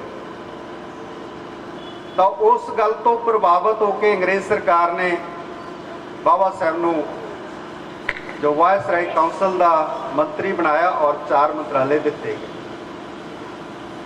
ਤਾਂ ਇਸ ਤੋਂ ਸਪਸ਼ਟ ਹੁੰਦਾ ਹੈ ਕਿ ਸੰਘਰਸ਼ ਕਿਵੇਂ ਕੀਤਾ ਜਾਣਾ ਚਾਹੀਦਾ। ਸਾਨੂੰ ਬਾਬਾ ਸਾਹਿਬ ਤੋਂ ਸਿੱਖਣਾ ਚਾਹੀਦਾ ਹੈ ਕਿ ਜਦ ਹੀ ਬਾਬਾ ਸਾਹਿਬ ਨੂੰ ਅਹਿਸਾਸ ਹੋਇਆ ਕਿ ਇਸ ਦੇਸ਼ ਦੇ ਵਿੱਚ ਕੁਝ ਅਜਿਹਾ ਹੋਣ ਵਾਲਾ ਹੈ ਜਿਹੜਾ ਭਵਿੱਖ ਦੀਆਂ ਪੀੜ੍ਹੀਆਂ ਵਾਸਤੇ ਤੈਅ ਕਰੇਗਾ ਕਿ ਉਹਨਾਂ ਦਾ ਭਵਿੱਖ ਕੀ ਹੋਏਗਾ, ਤਾਂ ਬਾਬਾ ਸਾਹਿਬ ਨੇ ਭਾਰਤ ਦੇ ਸਾਰੇ ਕੋਨਿਆਂ ਤੋਂ ਆਪਣੇ ਲੋਕਾਂ ਨੂੰ ਬੁਲਾ ਕੇ ਇਕੱਠੇ ਕਰਕੇ ਲੜਾਈ ਲੜੀ। ਔਰ ਉਸ ਕਾਨਫਰੰਸ ਦਾ ਹੀ ਨਤੀਜਾ ਹੋਇਆ ਕਿ ਬਾਬਾ ਸਾਹਿਬ ਨੂੰ ਮੰਤਰੀ ਬਣਾਇਆ ਗਿਆ ਔਰ 4 ਮੰਤਰਾਲੇ ਉਹਨਾਂ ਨੂੰ ਦਿੱਤੇ ਗਏ। ਜਦ ਬਾਬਾ ਸਾਹਿਬ ਸੰਘਰਸ਼ ਕਰ ਰਹੇ ਸੀ ਤਾਂ ਅੰਗਰੇਜ਼ਾਂ ਨੇ ਇਸ ਗੱਲ ਤੇ ਫੈਸਲਾ ਲਿਆ ਕਿ ਭਾਰਤੀ ਸੰਵਿਧਾਨ ਦੀ ਪ੍ਰਕਿਰਿਆ ਸ਼ੁਰੂ ਕੀਤੀ ਜਾਏ। ਤਾਂ ਉਹਨਾਂ ਨੇ ਪੂਰੇ ਭਾਰਤ ਦੇ ਵਿੱਚ 292 ਵਿਧਾਨ ਮੰਡਲ ਬਣਾਏ, ਜਿਸ ਨਾਲ ਸੰਵਿਧਾਨ ਸਭਾ ਵਾਸਤੇ ਮੈਂਬਰ ਚੁਣੇ ਜਾਣੇ। ਤਾਂ ਬਾਬਾ ਸਾਹਿਬ ਨੂੰ ਇਹ ਲੱਗਿਆ ਕਿ ਮੈਂ ਕਿਸੇ ਵੀ ਜਿਹੀ ਸੀਟ ਤੋਂ ਮੈਂ ਸੰਵਿਧਾਨ ਸਭਾ ਦਾ ਮੈਂਬਰ ਨਹੀਂ ਬਣ ਸਕਦਾ। ਤਾਂ ਉਹਨਾਂ ਨੇ ਕੋਸ਼ਿਸ਼ ਕੀਤੀ, ਬਾਬਾ ਸਾਹਿਬ ਨੂੰ ਪਹਿਲਾਂ ਹਰਾਇਆ ਗਿਆ ਤੇ ਫਿਰ ਉਹਨਾਂ ਪੱਛਮੀ ਬੰਗਾਲ ਦੇ ਇੱਕ ਜੋੜੋ ਇਲਾਕਾ ਹੈ ਜੋਗਿੰਦਰ ਨਾਥ ਮੰਡਲ, ਉਸ ਸਮੇਂ ਉਸ ਸਰਕਾਰ ਵਿੱਚ ਮੰਤਰੀ ਸਨ। ਔਰ ਵਰਣਨਯੋਗ ਗੱਲ ਇਹ ਹੈ ਕਿ ਉਹ ਇਕੱਲੇ ਆਜ਼ਾਦ ਉਮੀਦਵਾਰ ਸਨ। ਇਸ ਕਰਕੇ ਬਾਬਾ ਸਾਹਿਬ ਨੂੰ ਉਹ ਨਹੀਂ ਜਿਤਾ ਸਕਦੇ ਸੀ। ਤਾਂ ਉਹਨਾਂ ਨੇ ਕੋਸ਼ਿਸ਼ ਕੀਤੀ ਕਿ ਬਾਬਾ ਸਾਹਿਬ ਨੂੰ ਇਸ ਸੰਵਿਧਾਨ ਸਭਾ ਵਾਸਤੇ ਉਸ ਨੂੰ ਜਿਤਾਉਣ ਵਾਸਤੇ ਕੋਸ਼ਿਸ਼ ਕਰਨੀ ਚਾਹੀਦੀ ਹੈ। ਤਾਂ ਉਹਨਾਂ ਨੇ ਪੂਰੇ ਆਪਣੇ ਇਲਾਕੇ ਵਿੱਚ ਉੱਥੋਂ ਦੇ MLA ਜੋ ਵਿਧਾਨ ਸਭਾ ਮੰਡਲ ਦੇ ਵਿੱਚ ਆਉਂਦੇ ਸੀ ਉਹਨਾਂ ਨਾਲ ਰਲ ਕੇ, ਔਰ ਜੋ ਨਵੋ ਸ਼ੂਦਰਾ ਨੌਜਵਾਨ ਸਮਿਤੀ ਸੀ ਉਹਨਾਂ ਨੇ ਕੋਸ਼ਿਸ਼ ਕਰਕੇ ਬਾਬਾ ਸਾਹਿਬ ਨੂੰ ਨੋਮੀਨੇਸ਼ਨ ਕਰਨ ਵਾਸਤੇ ਬੁਲਾਇਆ। ਤਾਂ ਨੋਮੀਨੇਸ਼ਨ ਕਰਨ ਵਾਸਤੇ 2 ਜਣਿਆਂ ਦੀ ਜ਼ਰੂਰਤ ਸੀ। ਤਾਂ ਜੋਗਿੰਦਰ ਨਾਥ ਮੰਡਲ ਇਕੱਲੇ ਸੀ। ਤਾਂ ਜਿਹੜੇ ਸਾਥੀ ਉਹਨਾਂ ਦੇ ਨਗਿੰਦਰ ਨਾਥ ਸੀ ਉਹ ਬਿਮਾਰ ਪੈ ਗਏ ਸੀ। ਡਾਕਟਰਾਂ ਨੇ ਉਹਨੂੰ ਸਲਾਹ ਦਿੱਤੀ ਕਿ ਤੁਸੀਂ ਆਪਣੀ ਇਸ ਜੋ ਬੈੱਡ ਹੈ ਉਸ ਤੋਂ ਦੂਰ ਨਹੀਂ ਹੋਣਾ। ਤਾਂ ਸਾਡੇ ਲੋਕਾਂ ਨੇ ਉਸ ਦੇ ਨਗਿੰਦਰ ਨਾਥ ਦੇ ਬੈੱਡ ਨੂੰ ਚੱਕ ਕੇ 60 ਕਿਲੋਮੀਟਰ ਲਿਆ ਕੇ ਜੋ ਪੱਛਮੀ ਬੰਗਾਲ ਦੀ ਵਿਧਾਨ ਸਭਾ ਸੀ ਉੱਥੇ ਲਿਆ ਕੇ ਬਾਬਾ ਸਾਹਿਬ ਦੇ ਜੋ ਕਾਗਜ਼ ਸੀ ਉਹ ਨੋਮੀਨੇਸ਼ਨ ਨੂੰ ਪੂਰਾ ਕਰਵਾਇਆ। ਔਰ ਉਸ ਤੋਂ ਬਾਅਦ ਪੂਰੇ ਦੇਸ਼ ਵਿੱਚ ਇਸ ਗੱਲ ਦੀ ਚਰਚਾ ਕੀਤੀ ਗਈ ਕਿ ਬਾਬਾ ਸਾਹਿਬ ਨੂੰ ਹਰ ਹਾਲਤ ਦੇ ਵਿੱਚ ਜਿਤਾਉਣਾ ਹੈ। ਤਾਂ ਜਿਸ ਦਿਨ ਉੱਥੇ VOTING ਹੋ ਰਹੀ ਸੀ ਤਾਂ ਉਸ ਦਿਨ ਸਾਡੇ ਸਮਾਜ ਦੇ ਬਹੁਤ ਲੋਕ ਹੈ ਜਿਹੜੇ ਉਹ ਵਿਧਾਨ ਮੰਡਲ ਦੇ ਵਿੱਚ ਸ਼ਾਮਲ ਹੋ ਗਏ, ਉਸ ਪੂਰੇ ਵਿਹੜੇ ਦੇ ਵਿੱਚ ਇਕੱਠੇ ਹੋ ਗਏ ਕਿ ਬਾਬਾ ਸਾਹਿਬ ਨੂੰ ਕਿਸੇ ਵੀ ਹਾਲਤ ਦੇ ਵਿੱਚ ਜਿਤਾਇਆ ਜਾਣਾ ਜ਼ਰੂਰੀ ਹੈ। ਤਾਂ ਉਸ ਜੋ ਪੂਰਾ ਵਿਧਾਨ ਸਭਾ ਦਾ ਪੂਰਾ ਜੋ ਵਿਹੜਾ ਸੀ, ਉਹਦੇ 'ਚੋਂ ਪੰਜਾਬ ਦੇ ਲੋਕ ਵੀ ਜਾ ਕੇ ਉਹਨਾਂ ਨੇ ਬਾਬਾ ਸਾਹਿਬ ਨੂੰ ਸਮਰਥਨ ਦਿੱਤਾ। ਔਰ ਜਿਸ ਤਰ੍ਹਾਂ ਸਾਡੇ ਜਥੇਦਾਰ ਰਾਜਾ ਰਾਜ ਸਿੰਘ ਜੀ ਬੈਠੇ ਹੈ, ਉਸੇ ਤਰ੍ਹਾਂ ਤਲਣ ਪਿੰਡ ਦੇ ਬੁੱਧ ਸਿੰਘ ਸੀ। ਤਾਂ ਉਹਨਾਂ ਬੁੱਧ ਸਿੰਘ ਨੇ ਉਸ ਜੋ ਵਿਧਾਨ ਮੰਡਲ ਦਾ ਜੋ ਵਿਧਾਨ ਸਭਾ ਦਾ ਪੂਰਾ ਵਿਹੜਾ ਸੀ, ਜਦੋਂ VOTING ਹੋ ਰਹੀ ਸੀ ਤਾਂ ਉਹਨਾਂ ਨੇ ਤਲਵਾਰ ਲਹਿਰਾਉਂਦਿਆਂ ਕਿਹਾ ਕਿ ਡਾਕਟਰ ਅੰਬੇਡਕਰ ਨੂੰ ਅਗਰ ਨਾ ਜਿੱਤਣ ਦਿੱਤਾ ਜਾਂ ਕਿਸੇ ਨੇ ਇਸ ਤਰ੍ਹਾਂ ਦੀ ਕੋਸ਼ਿਸ਼ ਕੀਤੀ ਜਾਂ ਸਾਡੇ ਸਮਾਜ ਦੇ ਲੋਕਾਂ ਨੇ ਗਦਾਰੀ ਕੀਤੀ ਤਾਂ ਮੈਂ ਇਸ ਧਰਤੀ ਨੂੰ ਖੂਨ ਨਾਲ ਲੱਥਪੱਥ ਕਰ ਦਿਆਂਗਾ। ਤਾਂ ਇਹ ਉਹਨਾਂ ਨੇ ਇਹ ਕੋਸ਼ਿਸ਼ ਕਰਕੇ ਜਦ ਇਸ ਤਰ੍ਹਾਂ ਦਾ ਵਾਤਾਵਰਨ ਬਣਿਆ ਤਾਂ ਬਾਬਾ ਸਾਹਿਬ ਦੇ ਖਿਲਾਫ ਹੈ ਜੋ ਖੜੇ ਹੋਏ ਸੁਭਾਸ਼ ਚੰਦਰ ਬੋਸ ਦੇ ਵੱਡੇ ਭਾਈ ਸੀ ਸ਼ਰਤ ਚੰਦਰ, ਉਹਨਾਂ ਨੂੰ 6 ਵੋਟਾਂ ਪਈਆਂ, ਬਾਬਾ ਸਾਹਿਬ ਨੂੰ 7 ਵੋਟਾਂ ਪਈਆਂ ਤੇ ਬਾਬਾ ਸਾਹਿਬ ਸੰਵਿਧਾਨ ਸਭਾ ਦੇ ਮੈਂਬਰ ਬਣੇ। ਸੋ ਸੰਵਿਧਾਨ ਸਭਾ ਦੇ ਮੈਂਬਰ ਦੇ ਹੁੰਦਿਆਂ ਹੋਇਆਂ ਬਾਬਾ ਸਾਹਿਬ ਨੇ ਜਦ ਆਪਣੀ ਪਹਿਲੀ ਸਪੀਚ ਦਿੱਤੀ ਤਾਂ ਉਸ ਸਪੀਚ ਦੇ ਵਿੱਚ ਉਹਨਾਂ ਨੇ ਨਹਿਰੂ ਨੂੰ ਕਿਹਾ ਕਿ ਜੋ 8 ਪ੍ਰਸਤਾਵ ਤੁਸੀਂ ਦਿੱਤੇ ਹੈ ਇਸ ਸੰਵਿਧਾਨ ਸਭਾ ਦੇ ਵਿੱਚ, ਉਹਦੇ ਵਿੱਚ 6ਵਾਂ ਪ੍ਰਸਤਾਵ ਸਾਡੇ ਬਾਰੇ ਸੀ ਕਿ ਜੋ ਐਕਟ 1935 ਆ ਉਹਦੇ 'ਚ ਜੋ ਕੁਝ ਜੋ ਅਧਿਕਾਰ ਦਿੱਤੇ ਹੈ ਉਹ ਘੱਟ ਗਿਣਤੀਆਂ ਪਛੜਿਆਂ ਨੂੰ ਦਿੱਤੇ ਜਾਣਗੇ। ਪਰ ਬਾਬਾ ਸਾਹਿਬ ਹੁਣ ਸਵਾਲ ਖੜਾ ਕਰ ਰਹੇ ਆ ਕਿ ਅਧਿਕਾਰ ਆਪਣੇ ਆਪ 'ਚ ਕੁਝ ਨਹੀਂ ਹੁੰਦੇ ਜਿੰਨਾ ਚਿਰ ਉਹਦੇ ਵਾਸਤੇ ਸੁਰੱਖਿਆ ਦਾ ਪ੍ਰਬੰਧ ਨਹੀਂ ਕੀਤਾ ਜਾਂਦਾ। ਨਹਿਰੂ ਨੂੰ ਉਹਨਾਂ ਨੇ ਕਿਹਾ ਕਿ ਜਦੋਂ ਤੱਕ ਤੁਸੀਂ ਇਸ ਗੱਲ ਨੂੰ ਇਨਸ਼ੋਰ ਨਹੀਂ ਕਰਦੇ ਕਿ ਜੋ ਤੁਸੀਂ ਅਧਿਕਾਰ ਸਾਨੂੰ ਦੇ ਰਹੇ ਹੋ ਉਹ ਅਧਿਕਾਰ ਦੇ ਪਿੱਛੇ ਸੁਰੱਖਿਆ ਕੀ ਹੈ, ਕਿ ਅਗਰ ਕੋਈ ਅਧਿਕਾਰ ਸਾਨੂੰ ਨਹੀਂ ਦਿੰਦਾ ਤਾਂ ਉਹਦੇ ਵਾਸਤੇ ਸਾਨੂੰ ਕੀ ਕਰਨਾ ਚਾਹੀਦਾ। ਸੋ ਬਾਬਾ ਸਾਹਿਬ ਦੀ ਉਸ ਗੱਲ ਨੂੰ ਸਾਨੂੰ ਯਾਦ ਰੱਖਣਾ ਚਾਹੀਦਾ ਕਿ ਅਧਿਕਾਰ ਆਪਣੇ ਆਪ 'ਚ ਕੁਝ ਨਹੀਂ ਹੁੰਦੇ, ਉਹਦੇ ਵਾਸਤੇ ਸੁਰੱਖਿਆ ਦਾ ਪ੍ਰਬੰਧ ਕਰਨਾ ਚਾਹੀਦਾ ਹੈ। ਔਰ ਅਗਰ ਸਾਡੇ ਲੋਕ ਜਾਗਦੇ ਨਹੀਂ ਰਹਿਣਗੇ ਉਦੋਂ ਤੱਕ ਸਾਨੂੰ ਅਧਿਕਾਰ ਨਹੀਂ ਮਿਲਦੇ। ਤਾਂ ਬਾਬਾ ਸਾਹਿਬ ਨੂੰ ਫਿਰ ਅਸੀਂ ਜਾਣਦੇ ਹਾਂ ਕਿ ਬਾਬਾ ਸਾਹਿਬ ਨੂੰ ਉਹ ਜੋ ਜਿੱਤੀ ਹੋਈ ਸੀਟ ਤੋਂ ਉਹ ਪਾਕਿਸਤਾਨ ਦੀ ਵੰਡ ਦੇ ਵਿੱਚ ਆ ਗਈ ਤਾਂ ਉਸ ਤੋਂ ਬਾਅਦ ਬਾਬਾ ਸਾਹਿਬ ਨੂੰ ਦੁਬਾਰਾ 29 ਅਗਸਤ 1947 ਨੂੰ ਸੰਵਿਧਾਨ ਸਭਾ ਦੇ ਮੈਂਬਰ ਬਣੇ, ਡਰਾਫਟਿੰਗ ਕਮੇਟੀ ਦੇ ਚੇਅਰਮੈਨ ਬਣੇ ਤੇ ਸਾਡੇ ਵਾਸਤੇ 395 ਆਰਟੀਕਲਾਂ ਚੋਂ 69 ਧਾਰਾਵਾਂ ਦੀ ਵਿਵਸਥਾ ਸਾਡੇ ਵਾਸਤੇ ਕੀਤੀ ਕਿ ਇਸ ਦੇਸ਼ ਦੇ SC ST OBC ਨੂੰ ਇਹਨਾਂ ਅਧਿਕਾਰਾਂ ਦੀ ਜ਼ਰੂਰਤ ਹੈ। ਤਾਂ ਉਹਨਾਂ ਧਾਰਾਵਾਂ ਨੂੰ ਉਹਨਾਂ ਜੋ ਸਾਡੇ ਵਾਸਤੇ ਵਿਵਸਥਾ ਬਣੀ ਹੈ ਉਸ ਵਿਵਸਥਾ ਨੂੰ ਕਾਇਮ ਰੱਖਣ ਵਾਸਤੇ ਸਾਨੂੰ ਲਗਾਤਾਰ ਜਾਗਦੇ ਰਹਿਣ ਦੀ ਜ਼ਰੂਰਤ ਹੈ। ਮੈਂ ਦੁਬਾਰਾ ਡਾਕਟਰ ਰਜਿੰਦਰ ਸਿੰਘ ਦੀ ਗੱਲ ਨੂੰ ਫੇਰ ਕੋਟ ਕਰਾਂਗਾ ਕਿ ਸੰਵਿਧਾਨ ਤੇ ਖਤਰਾ ਸਦਾ ਬਣਿਆ ਰਹੇਗਾ ਕਿਉਂਕਿ ਇਸ ਦੇਸ਼ ਦੀ ਜੋ ਵਿਵਸਥਾ ਹੈ ਉਹ ਸਾਨੂੰ ਅਧਿਕਾਰ ਦੇਣ ਨੂੰ ਤਿਆਰ ਨਹੀਂ ਹੈ। ਉਹਦਾ ਜਦੋਂ ਵੀ ਮੌਕਾ ਹੋਏਗਾ ਉਹ ਸਾਥੋਂ ਅਧਿਕਾਰ ਖੋਏਗੀ ਕਿਉਂਕਿ ਉਹਦਾ ਹਿੱਤ ਉਹਦੇ ਵਿੱਚ ਹੈ ਕਿ ਉਸ ਨੇ ਸਾਡੇ ਅਧਿਕਾਰਾਂ ਨੂੰ ਖਤਮ ਕਰਕੇ ਫਿਰ ਉਹ ਸੱਤਾ ਦੇ ਵਿੱਚ ਫਿਰ ਉਹ ਇਸ ਸਮਾਜਿਕ ਵਿਵਸਥਾ ਤੇ ਕਾਇਮ ਰਹਿ ਸਕਦੇ ਆ। ਤਾਂ ਸਾਨੂੰ ਲਗਾਤਾਰ ਜਾਗਣ ਦੀ ਜ਼ਰੂਰਤ ਹੈ ਔਰ ਸਾਨੂੰ ਇਹ ਕੋਸ਼ਿਸ਼ ਕਰਨੀ ਚਾਹੀਦੀ ਹੈ ਕਿ ਲਗਾਤਾਰ ਸਾਨੂੰ ਆਪਣੇ ਬਾਬਾ ਸਾਹਿਬ ਦੇ ਸੁਪਨਿਆਂ ਨੂੰ ਲਗਾਤਾਰ ਪੜ੍ਹਨਾ ਚਾਹੀਦਾ ਹੈ ਔਰ ਬਾਬਾ ਸਾਹਿਬ ਦੇ ਸੁਪਨਿਆਂ ਨੂੰ ਆਪਣੇ ਲੋਕਾਂ ਵਿੱਚ ਲੈ ਕੇ ਜਾਣਾ ਚਾਹੀਦਾ ਹੈ। ਤਾਂ ਮੈਨੂੰ ਅਜਿਹਾ ਲੱਗਿਆ ਕਿ ਬਾਬਾ ਸਾਹਿਬ ਦੇ 2 ਭਾਸ਼ਣ ਨੇ ਜਿਹੜੇ ਉਹ ਬਹੁਤ ਮਹੱਤਵਪੂਰਨ ਨੇ। ਅਗਰ ਭਾਰਤੀ ਸੰਵਿਧਾਨ ਦੀ ਰੂਹ ਨੂੰ ਸਮਝਣਾ ਹੈ ਤਾਂ ਬਾਬਾ ਸਾਹਿਬ ਦੇ ਉਹ 2 ਭਾਸ਼ਣ, ਸੰਵਿਧਾਨ ਸਭਾ ਦਾ ਪਹਿਲਾ ਭਾਸ਼ਣ ਤੇ ਫਿਰ ਸੰਵਿਧਾਨ ਸਭਾ 'ਚ ਜਦ ਭਾਰਤੀ ਸੰਵਿਧਾਨ ਪੂਰਾ ਹੋਇਆ 26 ਨਵੰਬਰ 1949 ਨੂੰ, ਉਸ ਤੋਂ ਇੱਕ ਦਿਨ ਪਹਿਲਾਂ ਜੋ ਬਾਬਾ ਸਾਹਿਬ ਨੇ ਸੰਵਿਧਾਨ ਸਭਾ ਦੇ ਵਿੱਚ ਭਾਸ਼ਣ ਦਿੱਤਾ ਉਹ ਬਹੁਤ ਮਹੱਤਵਪੂਰਨ ਨੇ। ਬਾਬਾ ਸਾਹਿਬ ਦੇ ਸੁਪਨੇ ਨੇ ਉਹਨਾਂ ਦੇ ਵਿੱਚ, ਔਰ ਸੰਵਿਧਾਨ ਕੀ ਹੈ ਤੇ ਸੰਵਿਧਾਨ ਦੀ ਰੱਖਿਆ ਕਿਵੇਂ ਕਰਨੀ ਹੈ ਉਹਦੇ 'ਚੋਂ ਦਿੱਤੇ ਹੋਏ ਨੇ। ਤਾਂ ਇਸ ਦਾ ਪੰਜਾਬੀ ਅਨੁਵਾਦ ਅਸੀਂ ਕੀਤਾ ਹੋਇਆ ਰਾਸ਼ਟਰੀ ਮੂਲ ਭਾਰਤੀ ਚਿੰਤਨ ਸੰਘ ਵੱਲੋਂ। ਸੋ ਮੈਨੂੰ ਲੱਗਦਾ ਕਿ ਸਾਨੂੰ ਇਹ 2 ਭਾਸ਼ਾਵਾਂ ਨੂੰ ਪੜ੍ਹਨਾ ਚਾਹੀਦਾ ਹੈ। ਔਰ ਦੂਸਰਾ, ਮੈਂ ਇਹ ਅੱਜ ਦੇ ਸਮੇਂ 'ਚ ਸਾਨੂੰ ਸੋਸ਼ਲ ਮੀਡੀਆ ਦਾ ਜਿਹੜਾ ਉਹਦਾ ਸਦਉਪਯੋਗ ਕਰਨ ਦੀ ਜ਼ਰੂਰਤ ਹੈ। ਉੱਠੋ ਤੇ ਜਦ ਵੀ ਤੁਸੀਂ ਸੋਸ਼ਲ ਮੀਡੀਆ ਯੂਜ਼ ਕਰ ਰਹੇ ਹੋ ਤਾਂ ਸੋਸ਼ਲ ਮੀਡੀਆ ਤੇ ਸਾਡੇ ਸੰਵਿਧਾਨਕ ਅਧਿਕਾਰਾਂ ਦੀ ਜਿਹੜਾ ਗੱਲ ਕਰਦਾ, ਸਾਡੇ ਸਰਕਾਰ ਦੇ ਵਿਰੋਧ 'ਚ ਗੱਲ ਕਰਦਾ ਹੈ, ਉਹਦੇ ਨਾਲੋਂ ਜ਼ਿਆਦਾ ਮਹੱਤਵਪੂਰਨ ਹੈ ਕਿ ਜਿਹੜਾ ਵੀ ਮਨੁੱਖ, ਜਿਹੜੀ ਵੀ ਸੰਗਠਨ ਸਾਡੇ ਸੰਵਿਧਾਨਕ ਅਧਿਕਾਰਾਂ ਦੀ ਗੱਲ ਕਰਦੀ ਹੈ ਉਸ ਨੂੰ ਅਸੀਂ ਪ੍ਰਮੋਟ ਕਰੀਏ। ਜਿਹੜੇ ਮਨੁੱਖ ਕੰਮ ਕਰ ਰਹੇ ਆ ਉਹਨਾਂ ਦਾ ਅਸੀਂ ਸਾਥ ਦਈਏ, ਔਰ ਜਿਹੜੇ ਸੰਗਠਨ ਕੰਮ ਕਰਦੇ ਆ ਉਹਨਾਂ ਨਾਲ ਇਮਾਨਦਾਰੀ ਨਾਲ ਖੜੇ ਹੋਈਏ। ਸੋ ਇੰਨੀ ਤੁਹਾਡੇ ਨਾਲ ਆਪਣੀ ਚਰਚਾ ਕਰਦਾ ਹੋਇਆ ਮੈਂ ਆਪਣੇ ਸ਼ਬਦਾਂ ਨੂੰ ਵਿਰਾਮ ਦਿੰਦਾ ਹਾਂ। ਜੈ ਭੀਮ, ਜੈ ਭਾਰਤ, ਨਮੋ ਬੁੱਧਾਏ।